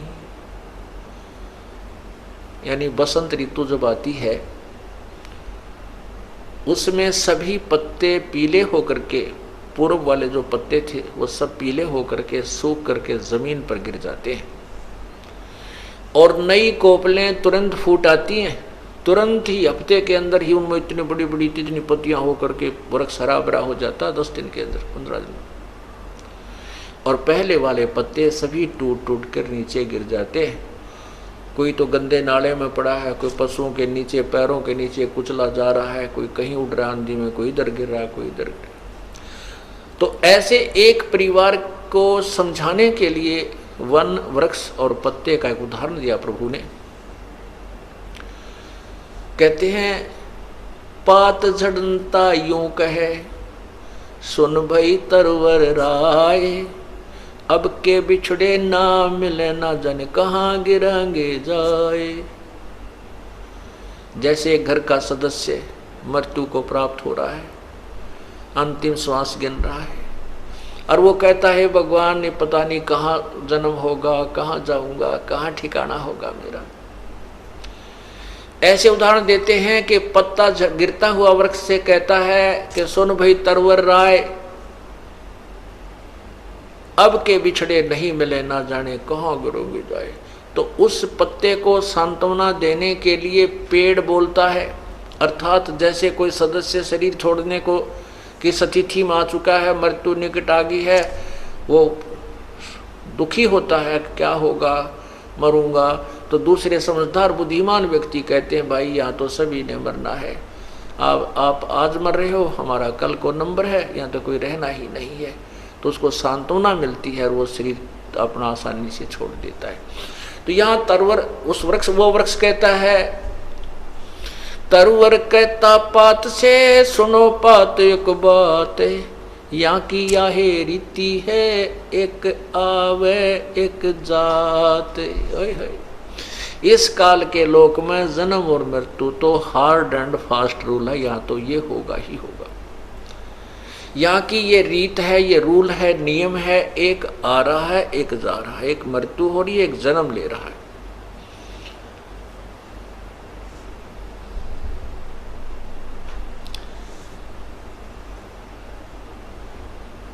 बेटा जाया खुशी हुई, पुत्र उत्पन्न हो गया और थाली बजाया करते हैं। राजा लोग तो बैंड बाजे बनाकर बजा बजू का खुशी प्रकट करते हैं, गुद्दा गुद गुद्दा गुद, सब खुशी मनाते हैं भाई राजा का लड़का हुआ है।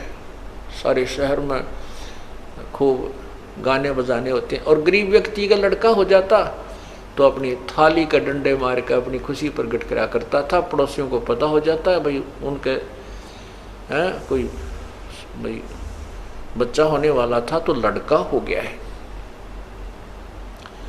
परमात्मा कहते हैं कि इन अज्ञानी लोगों ने, ऋषियों ने, महर्षियों ने हमारे को इतना मूर्ख बना रखा था कि जिसका लड़का नहीं है उस व्यक्ति का मोक्ष नहीं।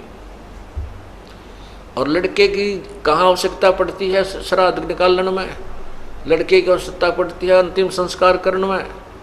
इसलिए पुत्र नहीं है तो उसकी गति नहीं, बहुत तेरा गजब हुई हो। लेकिन ऐसा नहीं है, ये तो काल का व्यवहार है। उस परम पिता के दरबार में, उस परम पिता के मार्ग में ऐसा नहीं है। लड़के और लड़की में कोई अंतर नहीं है। और सभी यहाँ काल की जेल में हैं। हमने यहाँ से मोक्ष करवाना है, उसकी मोक्ष की विधि अलग है। अब जैसे श्री कृष्ण कहते हैं श्राद्ध अवश्य निकालने चाहिए, श्राद्ध निकालने से उसका मोक्ष होता है, नहीं तो उसकी गति नहीं होती। अब श्री कृष्ण जी के सामने सारे यादव मर गए, बेटा वीर, बेटे वीर, पोते भी, पोते भी, सारे मर गए और कृष्ण जी भी मर गया। उनकी किसने श्राद्ध निकाले? भाई घर वाले नहीं काट रहे तो उनका श्राद्ध नहीं माना जाता। बेटे बिना श्राद्ध नहीं होता तो किसने किया फिर उनका? वो तो रह गए मोक्ष के बिना। तो इस प्रकार पुण्यात्माओं ये हमें भ्रमित किया हुआ था। तो अब हम उसी विषय पर चलते हैं। बेटा जाया खुशी हुई, बहुत बजाए थाल, ये तो आना जाना लगा हुआ है ज्यों कीड़ी का नाल। साथी हमारे चले गए, हम भी चालन हारे, कोई कागज में बाकी रह रही, तात लगी है वारे। हमारे साथी चले गए, किसी की पत्नी गई, किसी का भाई गया, मृत्यु होगी। और कहते वो चले गए, हम भी चालन हार हैं, हम भी चलने वाले हैं, हमारी कोई कागज में बाकी रह रही है, यानी अभी हमारे सांस शेष रहते हैं। जिस दिन वो पूरे हो गए उसी दिन अपनी भी कड़च हो जाएगी। चलो भाई, इसलिए क्या कहा जाता है, यो सौदा फिर नाही रे संतो, यो सौदा फिर नाही। ये सौदा, ये मानुष जीवन, और इस मनुष्य जीवन के अंदर हमारे को, इस मनुष्य जीवन के अंदर हमारे को तत्व ज्ञान प्राप्ति, और पूर्ण संत की प्राप्ति, पूर्ण भगवान का मार्ग मिल गया, और फिर भी हम भक्ति नहीं करते हैं, तो हमारे जैसा नालायक नहीं। फिर हम इस काल के जाल में अगर रह गए, इन सुविधाओं को हम सुख मान बैठते हैं, तो फिर हमने कुछ नहीं समझा, ना ज्ञान सुना। अब क्या बताते हैं कि ये सौदा फिर ना ही संतो, ये मनुष्य जीवन का प्राप्ति होना बार बार नहीं होता, ये बहुत ही पुण्य कर्मों के संयोग से मानव शरीर मिलता है। और भी ज़्यादा पुण्यकर्मी प्राणी जिनका अब इस समय में जन्म है। अब ये तत्व ज्ञान का प्रचार हो रहा है, इस तत्व ज्ञान का सूर्य उदय हो रहा है। अब इस समय में ये एक भक्ति काल बोलते हैं इसको, भक्ति काल, भक्ति समय, और ये बहुत समय तक चलेगा। अब जिसके जन्म होगा और ये मार्ग जिसको मिल गया, उसका मोक्ष निश्चित होगा, यदि वो मर्यादा भंग नहीं करेगा, कानून नहीं तोड़ेगा, मालिक के नियमों को नहीं तोड़ेगा, तो वो पार होगा। तो कहते हैं ये मनुष्य जीवन का मिलना, ये सौदा फिर ना ही संतो, यो सौदा फिर ना ही। ये लोहे जैसा ताव जात है, काया देश राही। जिस प्रकार लोहे को गर्म कर दिया जाता है, लोहे को खूब गर्म करके उसको बाहर निकालता था कारीगर, और उसके ऊपर फिर तुरंत उसके ऊपर हथौड़े से घन से चोट मारता था, और उसका जो भी कोई पलटा चिमटा बनाना होता उसका बना लिया करता था। और यदि वो थोड़ा सा भी ठंडा हो जाए वो लोहा, तो उस पे चाहे पूरे गणने से कूट लो, वो वस्तु नहीं बन सकती जिसके लिए वो गर्म किया गया था। और वो ठंडा हो जाने के बाद उस पर कितना प्रयत्न करो, वो वस्तु नहीं बन सकती जिसके लिए वो सारा व्यवस्था जोड़ी गई थी। थोड़े से भी ताव में कमी आ जाने से वो वस्तु नहीं बन पाती। ये मनुष्य शरीर जब तक आपके पास है, ये लोहा गर्म है, और इसके ऊपर ये राम नाम की चोट लग गई तो इससे मोक्ष प्राप्ति हो जाएगी, अन्यथा ये व्यर्थ है। फिर तो बांगा टेढ़ा बन जाएगा, कुत्ते गधे सुअर का मुंह लगेगा, बूंदा टेढ़ा बुरा, तो हम फिर बांगे टेढ़े हो जाएंगे। फिर क्या बताते हैं, 3 लोक और भवन चतुर्दश सब जग सौदे आही। यहां पर जैसे कोई साधना अच्छी करके गया, वो स्वर्ग पहुंच गया, महास्वर्ग चला गया ब्रह्मलोक में, और वहां अपने पुण्यों को खा रहा है। वहां पुण्य समाप्त हो जाएंगे, फिर वापस आएगा। ये सभी सौदा करके, सभी सौदा कर रहे हैं। 3 लोक और भवन चतुर्थ सब जग सौदे आही, और दुगने तिगने किए चौगने किन्हू मूल गवाही। जिन पुण्यात्माओं को पूर्ण संत मिल गए, उन संतों के बताए मार्गदर्शन के अनुसार वो अपनी क्रियाओं को करते हैं, दान करते हैं, सेवा करते हैं, सत्संग सुनते हैं, भगवान की भक्ति करते हैं, तो वो अपने इस श्वास रूपी पूंजी से, मनुष्य रूपी धन से को दुगने तिगने और चौगने कर रहे हैं। और जो इसी जैसे एक सेठ पैसे लेकर के 1 लाख रुपया दूसरे कहीं चला जाता है, दूसरे शहर में, वहाँ किराए पर कोई मकान ले लेता है, किसी धर्मशाला में कमरा वगैरह लेता है, और वहाँ एक दूसरा जो है वो भी वहाँ गया हुआ है, वो भी अपना बिजनेस करने गया है, सौदा करने गया है, दूसरा भी सौदा करने गया है, दोनों ने वहाँ कमरे लिए। एक तो अपना बिजनेस व्यापार करके और पैसा बढ़ा रहा है, और एक दूसरा उसी जो धन लेकर गया था 1 लाख रुपया, उसी में तो किराया दे रहा है, उसी में से सामने गुट्टी ला कर सो जाता है, शराब पीता है, अच्छे रेस्टोरेंटों में खाना खाता है, तो वो निर्धन हो जाता है, वो बिजनेस नहीं करता है। और जो साथ में सौदा कर रहा है उसी पूंजी से वो 1 लाख के 2-3 लाख बना कर लाता है, और जो बिजनेस नहीं कर पाता, रेस्टोरेंट में मौज उड़ाता फिरता है, गुट्टी ला लेता है, वो अपनी मूल धन को नष्ट करके मुंह लटका के आता है और वो निर्धन बन जाता है। ऐसे ही ये श्वास रूपी पूंजी मनुष्य जीवन जो आपको प्राप्त हुआ, ये आपका मूल धन है। और जो पुण्यात्मा इसमें अपनी हिम्मत करके कोई साधना भक्ति कर रहे हैं, सत्संग में आ रहे हैं, दान कर रहे हैं, सेवा कर रहे हैं, ये इस मूलधन से दुगने तिगने और चौगने बढ़ा रही है। और जो सत्संग में आते नहीं, इनको ज्ञान इन्होंने सुना नहीं और भक्ति उन्होंने की नहीं, वो अपने उस मूलधन की जो पूर्व जन्म की कमाई थी उसको वेस्ट कर रहे हैं, व्यर्थ कर रहे हैं। उसी में से अपने कार बना रहे हैं, कोठी बना रहे हैं, कार ले रहे हैं, घूटी ला रहे हैं, सिनेमा देख रहे हैं, ताश खेल रहे हैं, बकवाद गढ़ रहे हैं। वो फिर जब यहाँ से जाएंगे मुंह लटका कर जाएंगे। जैसे अभी आपने सुना था, एक प्रियव्रत राज 11 अरब वर्ष तक राज करके, या तो 1 लाख वर्ष भी जी कर हमने देख लिया। सतयुग में हम 1 लाख वर्ष मनुष्य शरीर में रहे तो भी ना सेटिस्फैक्शन हुई, और वह बीमारी कटी नहीं जिसके जो काटनी चाहिए थी।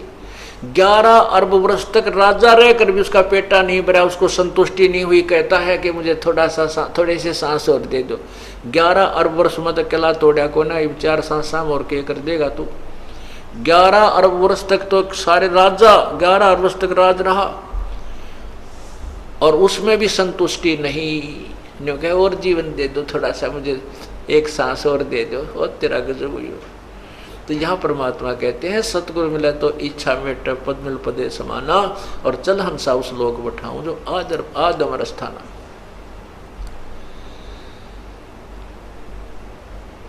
तीन लोक और भवन चतुर्दश सब जग सौदे आही, दुगने तगने किए चौगने किन्हु मूल गवाही।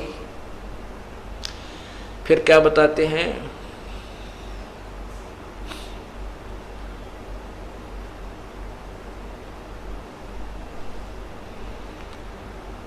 उस दरगाह में मार पड़ेगी, जम पकड़ेंगे बाही।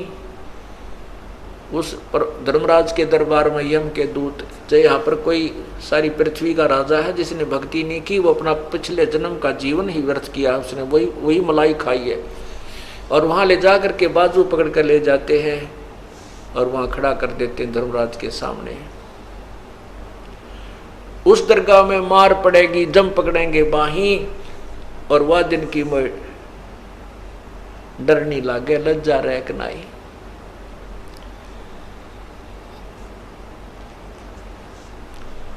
फिर क्या बताते हैं कि नर नारायण देही पातु फिर 84 जाही।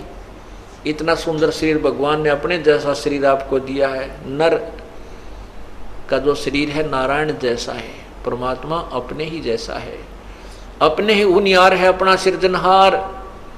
हमरे ही उनिहार है हमारा सृजनहार, हमारे ही उनिहार हमारे ही जैसा, हमारे जैसा मनुष्य जैसा शरीर का। लेकिन उनके शरीर के मटेरियल में अंतर है, हमारे में और उनके शरीर में मटेरियल में अंतर है। उस परमात्मा का शरीर वो काया ऐसनाविरम 5 तत्वों से बनी काया प्रभु की नहीं है, हमारी 5 तत्वों से बनी है। जैसे एक सोने की मूर्ति हो, एक मिट्टी की, हम मिट्टी की मूर्ति है, प्रभु सोने का शरीर युक्त है। उनका शरीर समझो इतना तेज, एक नूरी तत्व से बना है।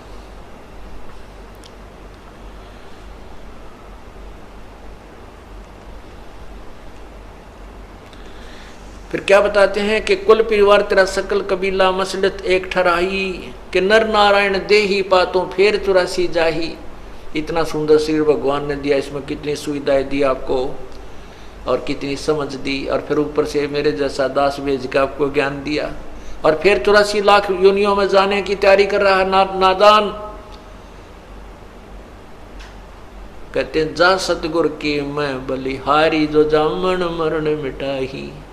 वैसे तो संत बहुत हैं, कोई कहीं तक का ज्ञान देता है, कोई किसी तक का ज्ञान देता है। कहते हैं मैं तो उस संत के सतगुर के ऊपर बलिहारी हूं, जन्म और मृत्यु के दीर्घ रोग को समाप्त कर दी।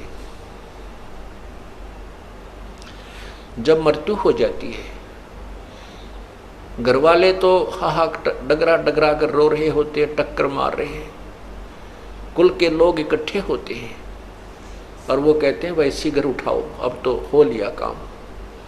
घर के सदस्य नहीं उठा सकते, उस लाश को अपने हाथों नहीं ले जाकर फूंक सकते, उनकी हिम्मत नहीं रहती।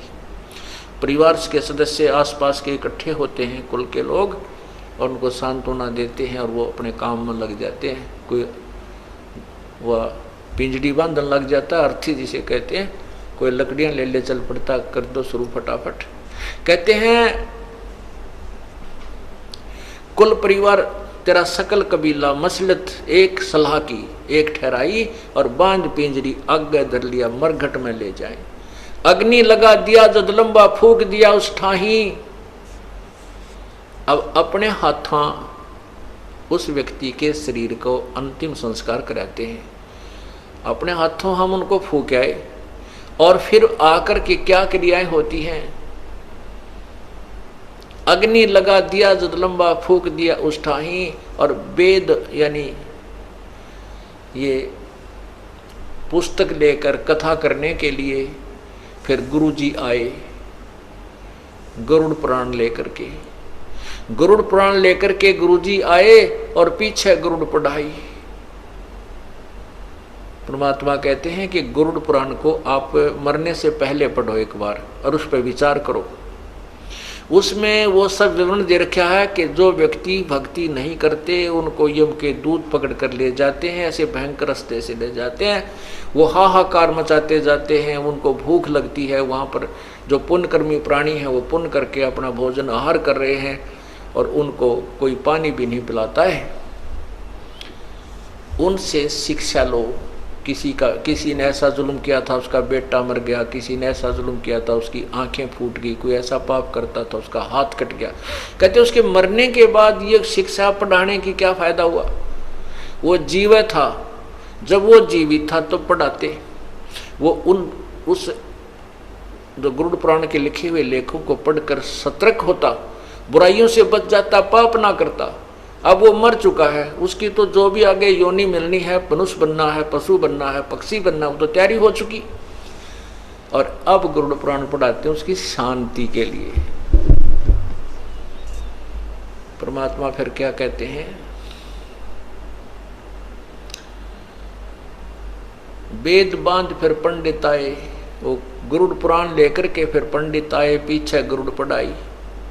नरसेती तो पशुआ की जय गद्दा बैल बनाई, ये 56 भोग कहाँ मन बोरे की तकुरडी चढ़ने जाई।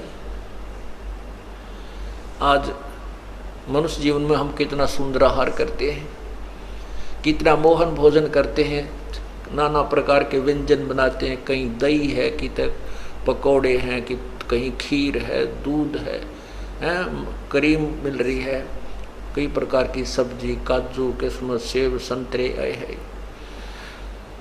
और एक परमात्मा की भक्ति ना करने से हमें क्या मिलेगा। गद्दा बैल बनाई। अब गधे के जीवन पर विचार करो पुण्यात्माओं। हम ये सोचते नहीं, हम इतने लापरवाह हो गए। अब मनुष्य शरीर प्राप्त करके हमारे मन में भी नहीं आती हम पशु पक्षी भी बन जाएंगे। हम ये सोचे अपनी नए मौज बनी रहेगी, नए काचे काटांगे। नहीं, ये तो भाई ये नहीं सदा, ये तो उनको मिलेंगे जो भक्ति कर रहे हैं, या तो पार हो जाएंगे, नहीं तो फिर उन्हीं को मानव शरीर मिलेगा। तो क्या बताना चाहते हैं कि 56 भोग कहाँ मन बोरे, फिर कुरडी चढ़ने जाई। एक परमात्मा का नाम इस जीव से ना लेने से परमात्मा पशु जुनी दे देता है। वो बोल के ये नहीं बता सकता मुझे भूख लगी है, या सिर में दर्द है, पैर में दुख है, या प्यास लगी है, बोल नहीं सकता। परमात्मा कहते हैं जिव्या तो वाए बली जो रटे हरि नाम, नहीं तो काट फेंक दियो यो मुख में भलो ना चाम। कहते हैं जीव का तो मुख्य उद्देश्य ये है भगवान की स्तुति करे, उसके गुणगान करे, परमात्मा का नाम रटे।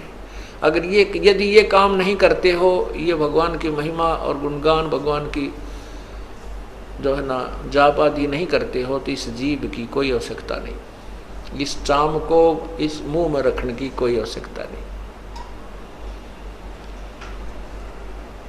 इन बातों को हमने बहुत गहराई से सोचना चाहिए पुण्यात्माओं। पर तुम तो ये बातें हर स्थान पर बार बार ये सुनने को नहीं मिलती है। तो मौज कर रखी परमात्मा ने कि यहाँ 15वें दिन बाग लगा दिए अपने सत्संग के, और भगवान आत्माएं रह कर आ रही है। देख कितना दयालु है ये परमात्मा, अपनी प्यारी आत्माओं को पहले तो सुख देता है, दुखों को दूर करता है, और फिर इनको रुचि बनाता है कि हो देखिए पैसा मेरा वहाँ बर्बाद होना था, आज भगवान के पुण्य में लग रहा है, ये समय मेरा वहाँ हॉस्पिटल में लगना था या किसी और वहाँ लगना था, और आज परमात्मा के चरणों में आ रहा हूँ। वो आने की हिम्मत भी देता है, दान करने के लिए पैसा भी देता है और अंदर से प्रेरणा भी करता है। करे करावे साइया ये मन में लहर उठा, दादू सिरदर जीव कहो आप बगल हो जा। करे करावे साइया मन में लहर उठा और दादू सिरदर जीव के आप बगल हो जा। परमात्मा सामने नहीं आता कि मैं कर रहा हूं, नहीं, उधर से यहाँ बहुत से ऐसे प्रमाण आपको मिलेंगे। डॉक्टर ने कह दिया कि इसको 2 लाख रुपए लगेंगे, इसका ऑपरेशन होगा, और वहाँ ले जाइए पीजीआई के अंदर।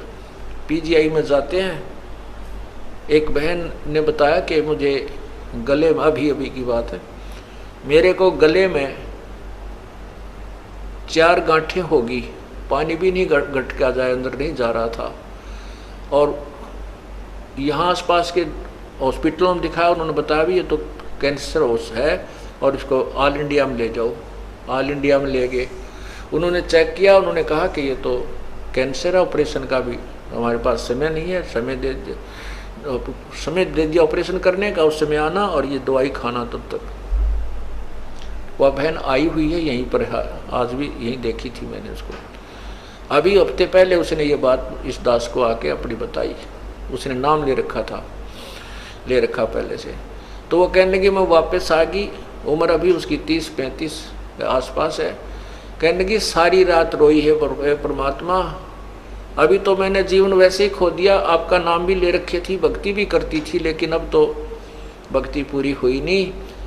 मैं जीवन की भीख मांगती हूँ कि मेरी भक्ति पूरी हो जाए, और किसी वस्तु की मुझे चाह नहीं रही। सारी रात रोई, सुबह उठ गए, जब मैं रो रही थी तो एक पड़ोसन, एक लड़की आ गई, अक्के बात हो गया, कहने लगी मेरा तो ऐसे ऐसे भयंकर बीमारी होगी, मरूंगी मैं, छोटे छोटे बच्चे मेरे। तो उसने ऐसे नू दाब दिया, वो 4 गांठ टूट गए और वो ऐसे मेरे को जैसे उल्टी गिरी, वो 4 इतनी बत्ती सी बाहर निकले। उसको हमने लिफाफे में डाला और जिस दिन ऑपरेशन कराना था उस दिन वहाँ ले गए उसको, उनको भी ले गए, आप भी गई। डॉक्टरों को दिखा, डॉक्टर कहने लगे ये तो इनने का तो हमने ऑपरेशन करना था, तू आप कर लाई, ये तो इन्हीं के लिए तुम्हें हमने बुलाई थी, इनका तो रापे हो गया, आप पे कर लाई। और ऐसे कहते मुंह बाके देखा वो नारे जख्म ने, बोले जाओ ठीक हो जाएगी, अपना इंजेक्शन दो दवाई दे दी, ठीक हो जाए, अब कुछ नहीं, तेरा सब ठीक है। बोलो सतगुरुदेव की जय। अब वो बहन उसकी छाती बांध के देखो वह क्या सोचती होगी, कितना अपना कितना समय देगी मालिक के लिए। उसका जीवन दान है, ये परमात्मा की तरफ से एक्सटेंशन है, और वेस्टे जो पैसा जो बता दिया वो न्यारा, और हाहाकार माजरी थी वह न्यारी। वह बहन यही खड़ी होगी मेरे ख्याल में, सुनीता आई हो तो खड़ी हो एक बहन, सुनीता बहन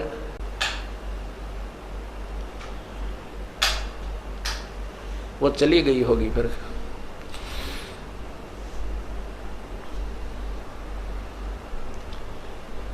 तो कहने का भाव ये है पुण्यात्माओं,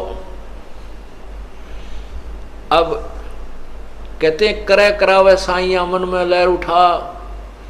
अब उस बहन की कितनी रुचि, दान में भी, सेवा में भी आगे खड़ी रहा करेगी, सत्संग भी सुनने आया करेगी कि मुश्किल से भगवान ने दोबारा जीवन दिया है। तो ऐसे ही ये परमात्मा हमारे जन्म मरण के रोग को जड़ से निकालेगा।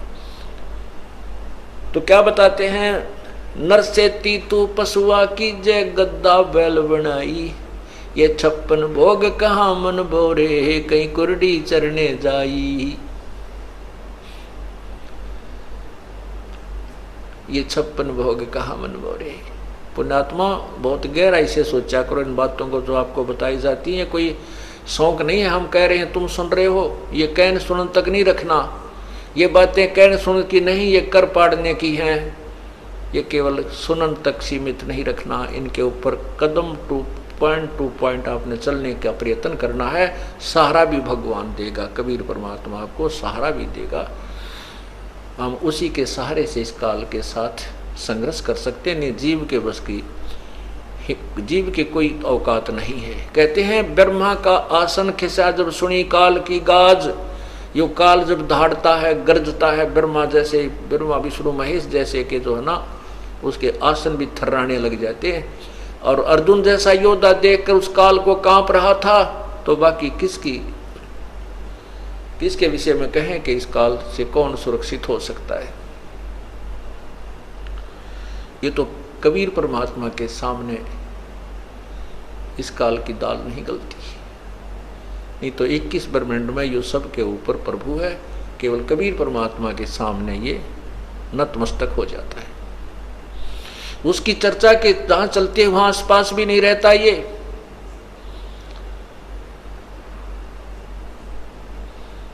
दादू साहब कहते हैं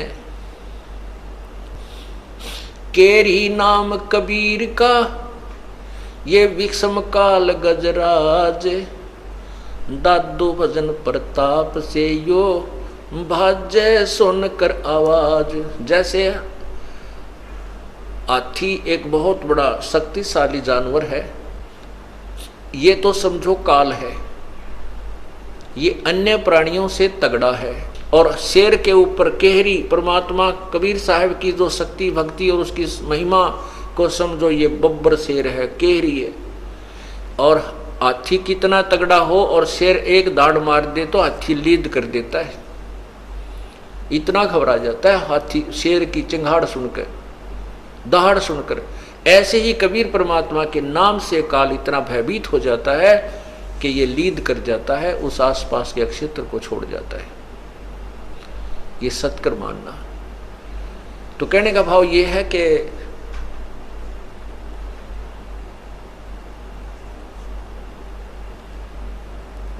नर से तीतु पशुआ कीजे गद्दा बैल बनाई। ये 56 भोग कहाँ मन बोरे की तो कुरडी चरने जाई।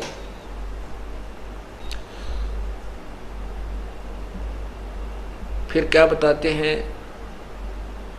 कि हम जो साधना करते थे और जो पूजाएं किया करते थे वो हमारी व्यर्थ थी। उन साधनाओं से क्या था, जैसे पिताजी की अस्थि उठाओ, माता जी की, भाई की, बहन की, जिसकी भी, उन अस्थियों को ले जा करके गंगा में प्रवाह करवा के आओ, वहाँ पुरोहित होते हैं, उनसे क्रिया कराओ, तुम्हारे पिताजी का मोक्ष हो जाएगा, गति हो जाएगी। वो भी करवा दिया पिताजी की गति कराने के लिए, माता जी की गति कराने के लिए। उसके बाद क्या हुआ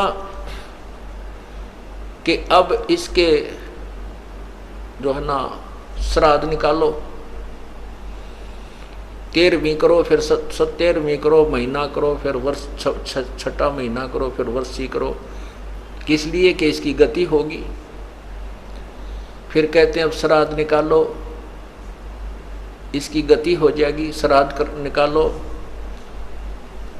परमात्मा कहते हैं अरे तेरा गजब यो गति कराने लगे थे, कहाँ से और कहाँ जा छोड़ा। क्या कहते हैं, प्रेत शिला पे जा बिरज पितरों पिंड भराई। बहुर श्राद्ध खान को आए काग भय कलमाही। अब श्राद्ध के दिन आओगे, आज सोच लग जाएगा परसों चौथे। अब देखना, देखिए भगवान किसे बौले बना रखे हमारे कोई नादानों ने। जबकि आपको दिखाया था विष्णु पुराण में कि श्राद्धों में क्या लिखा है कि पितरा के श्राद्ध करे तो 2, 4, 8, 2, 4, 6 ऐसे कहते, 2 ब्राह्मण हो, 4 हो, 6 हो, 8 हो, इवन नंबर में। और पितरा के उसके करे, भूता के करे, प्रेतों के तो 1, 3 ऐसे 6 इस पर मतलब 5, 6 ना हो, 5, 7 जिस तो 2 से डिवाइड ना हो, इतनी संख्या के ब्राह्मण जमाने चाहिए। और फिर लास्ट में ये लिख रखा है कि एक योगी अगर 1000 ब्राह्मणों के सामने बैठा दिया जाए तो उन ब्राह्मणों का भी पेड़ा पार कर, यजमान का भी करे, तो फिर पुण्यात्मा आप जो है अब योगी हो गए हो। गीता जी में लिखा कि अर्जुन कि जब दूसरे अध्याय का 40वां श्लोक है कि अर्जुन जब नाना प्रकार के भ्रमित करने वाले, नाना भिन्न भिन्न प्रकार के भ्रमित करने वाले ज्ञानों से जब तेरी बुद्धि हटकर एक ज्ञान पर रुक जाएगी तब तो तू योगी होगा।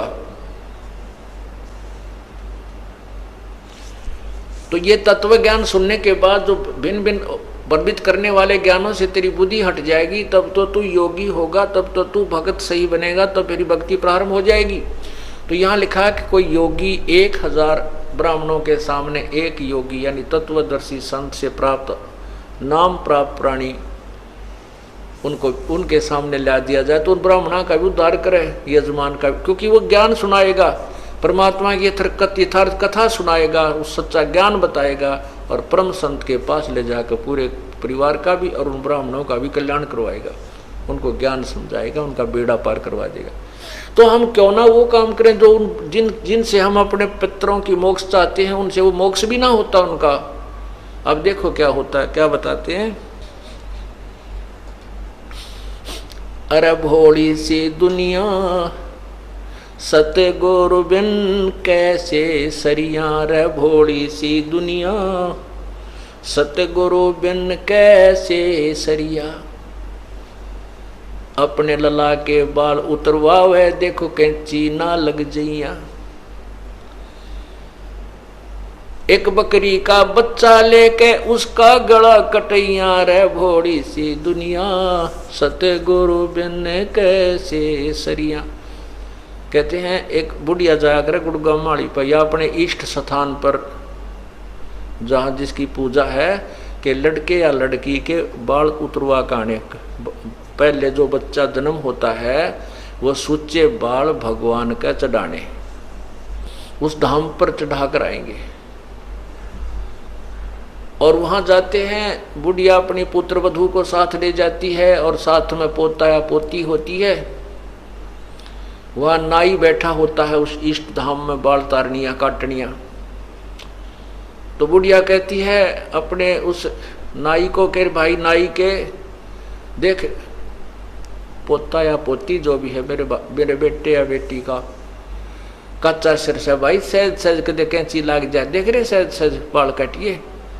और फिर वहां मूर्ख बना रखा है उन अनजान लोगों ने, पुजारियों ने और गुरुओं ने कि माता के एक बकरा चढ़ा तेरा बेटा बेटी सुखी रहेगा।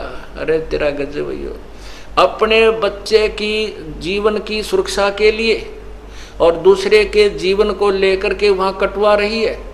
और अपने बच्चे को तो इतना प्यारा लगा, इतना कैची लगने का भी डर, और एक बकरी का बच्चा लेकर उसका गला कटवा दिया, उसको भेंट चढ़ा दिया उन मूर्खों के कहने से वहाँ पत्थर की बनाई हुई मूर्ति पर। और स्वाद करें वह पुजारी वहाँ बैठे जो बेकारे हैं वो उन बकरों को मरे हुए को खावें। फिर कहने ऐसे लगे कि मारो मैं तुम्हें चढ़ा जाऊँ, क्यों फिर उसने वो अपना गितौर बेचे, घने कट जाते, वह खराब हो जाता, वो सारे न खा नहीं सकते मोटे पेटों वाले। तो इसलिए उन्होंने अपने हिसाब से समाज को गुमराह करते रहे।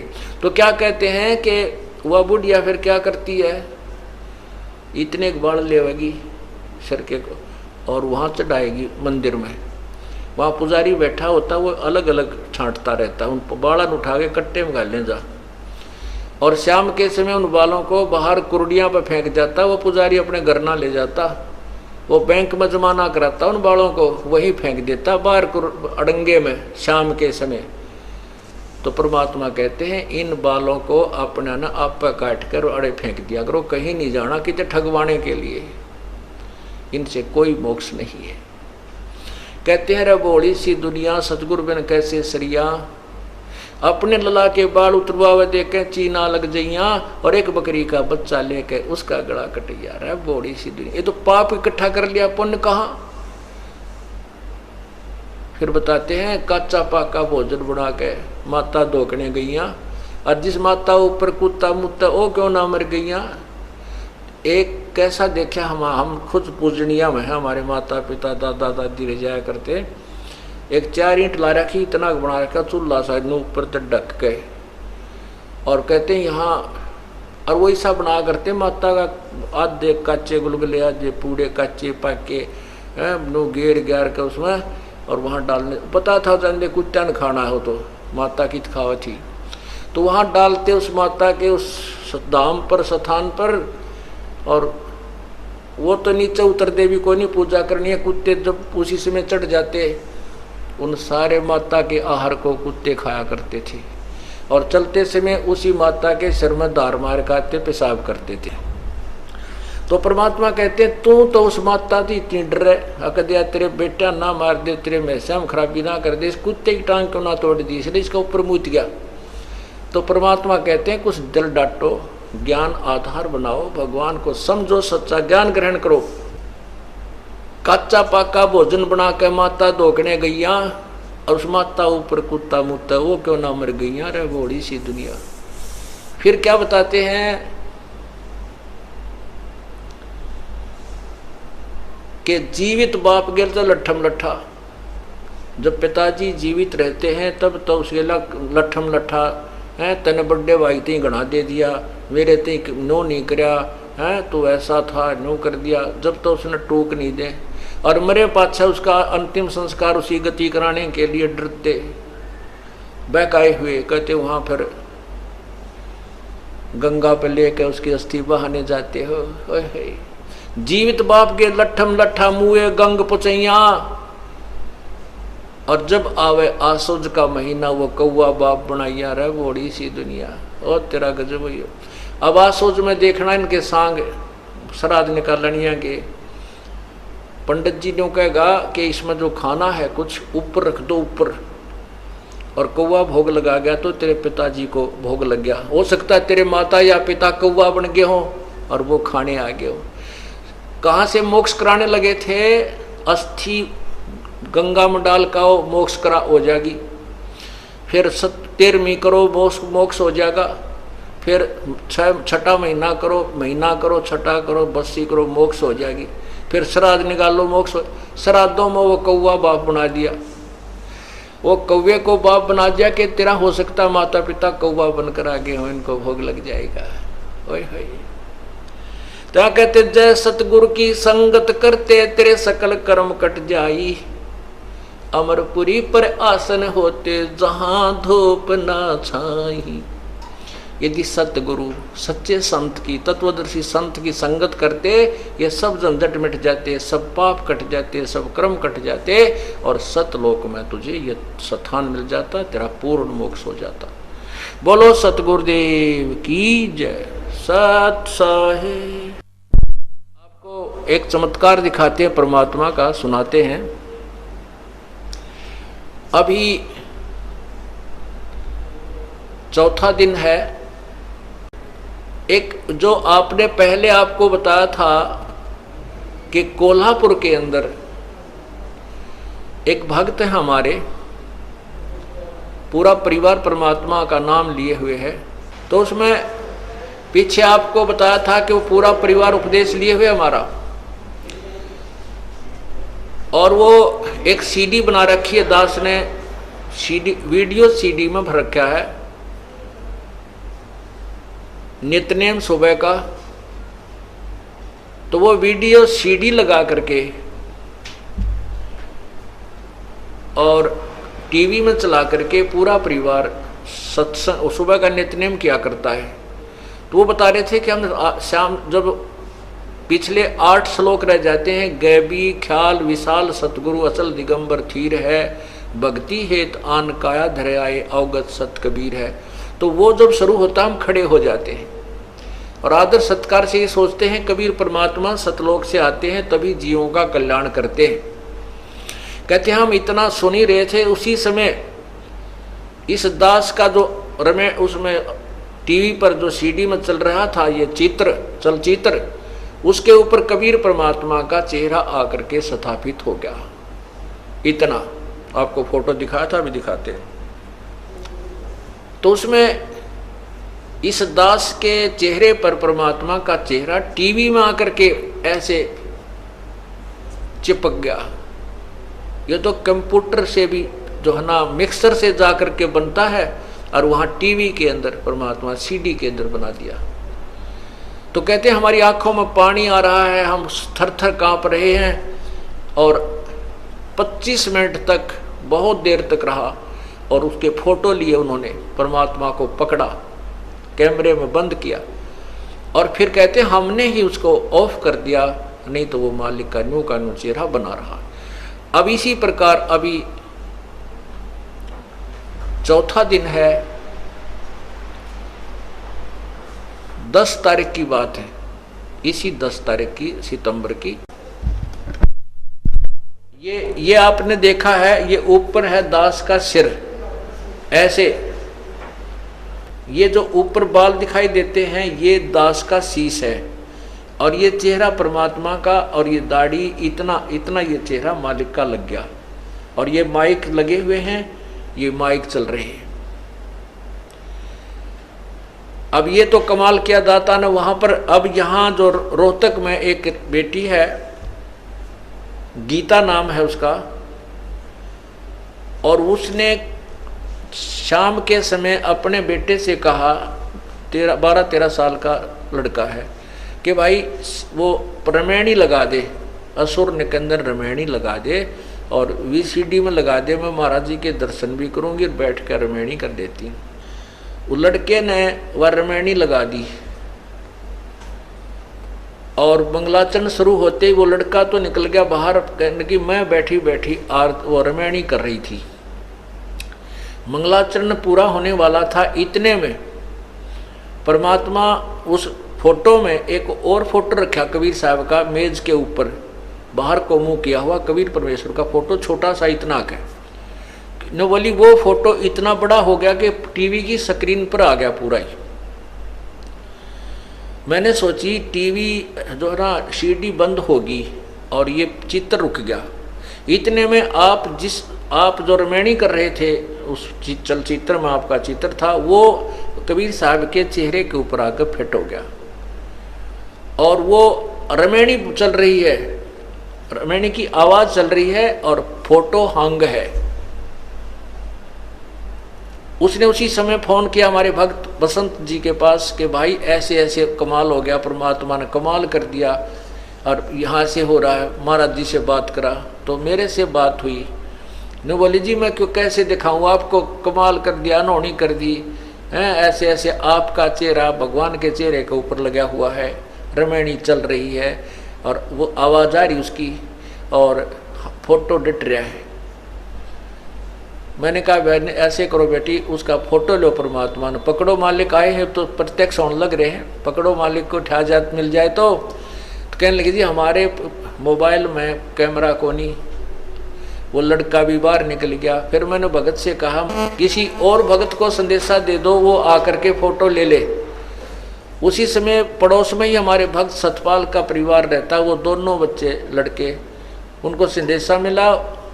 इतने में वो लड़का उस वाला आ गया, लड़की बेबे वाला, और कम से कम 10-15 मिनट की रमैनी 10 मिनट की रमैनी हो चुकी थी। उसने कहा अपने बेटे देख रहे हो परमात्मा की ने कैसी लीला कर दी। उस लड़के ने देखा तो वो बोली जा फटा जल्दी जा, उनको बुला के ला, दीपक और रितु को। और भाई इतना ऐसे कर, इसने तू पुश कर दे, रोक दे, यू कर दे, आवाज बंद कर दे। फोटो तो हंग था, आवाज चल रही थी, इसने आवाज को बंद कर दे, कहीं वो आवा इतना या बंद ना हो जाए, चित्र चला ना जाए। वो लड़का उस सीडी को पुश कर गया और भाग कर उसको रोक गया। वो ला बुला करके 2 मिनट में आ गए बच्चे। आते ही उन्होंने 5-6 फोटो खींचे, और उसी समय लेकर के वाल बहन भी और वो लड़के भी यहाँ पहुँचे दास के पास। रो और बता हुआ बेटी, रो और बताओ कि ऐसी अनोनी मेरी आंखों के सामने वो छोटा सा चित्र मालिक का पूरा हुआ और आपका चेहरा उसमें समा गया। वो देखिएगा, अब आपको दिखाते हैं, ये देखो, ये देखिएगा। अब ऊपर छतरी पूरी परमात्मा वाला फोटो, कबीर साहब का फोटो है, चित्र है, उधर कोने में लगा हुआ है वो, और ये ऊपर छतरी है, नीचे कबीर परमात्मा के ये हाथ और पैर नीचे कबीर परमात्मा के। ये ऊपर टोप परमात्मा का है और ये चेहरा दास का बना हुआ है। इतना सिर्फ ये काला जो कोट पहना ये दास का बना हुआ है, इतना हिस्सा दास का है और बाकी शेष मुकुट परमात्मा का है, नीचे पैर परमात्मा के छत्री मालिक की। अब ये समझाने के लिए परमात्मा कहते हैं कि इस ब्रह्म मत पढ़ो, जो ये दास भेज रखा है इसको मेरा ही स्वरूप समझो। मम संत मुझे जान मेरा ही स्वरूपम। बोलो सतगुरुदेव की जय।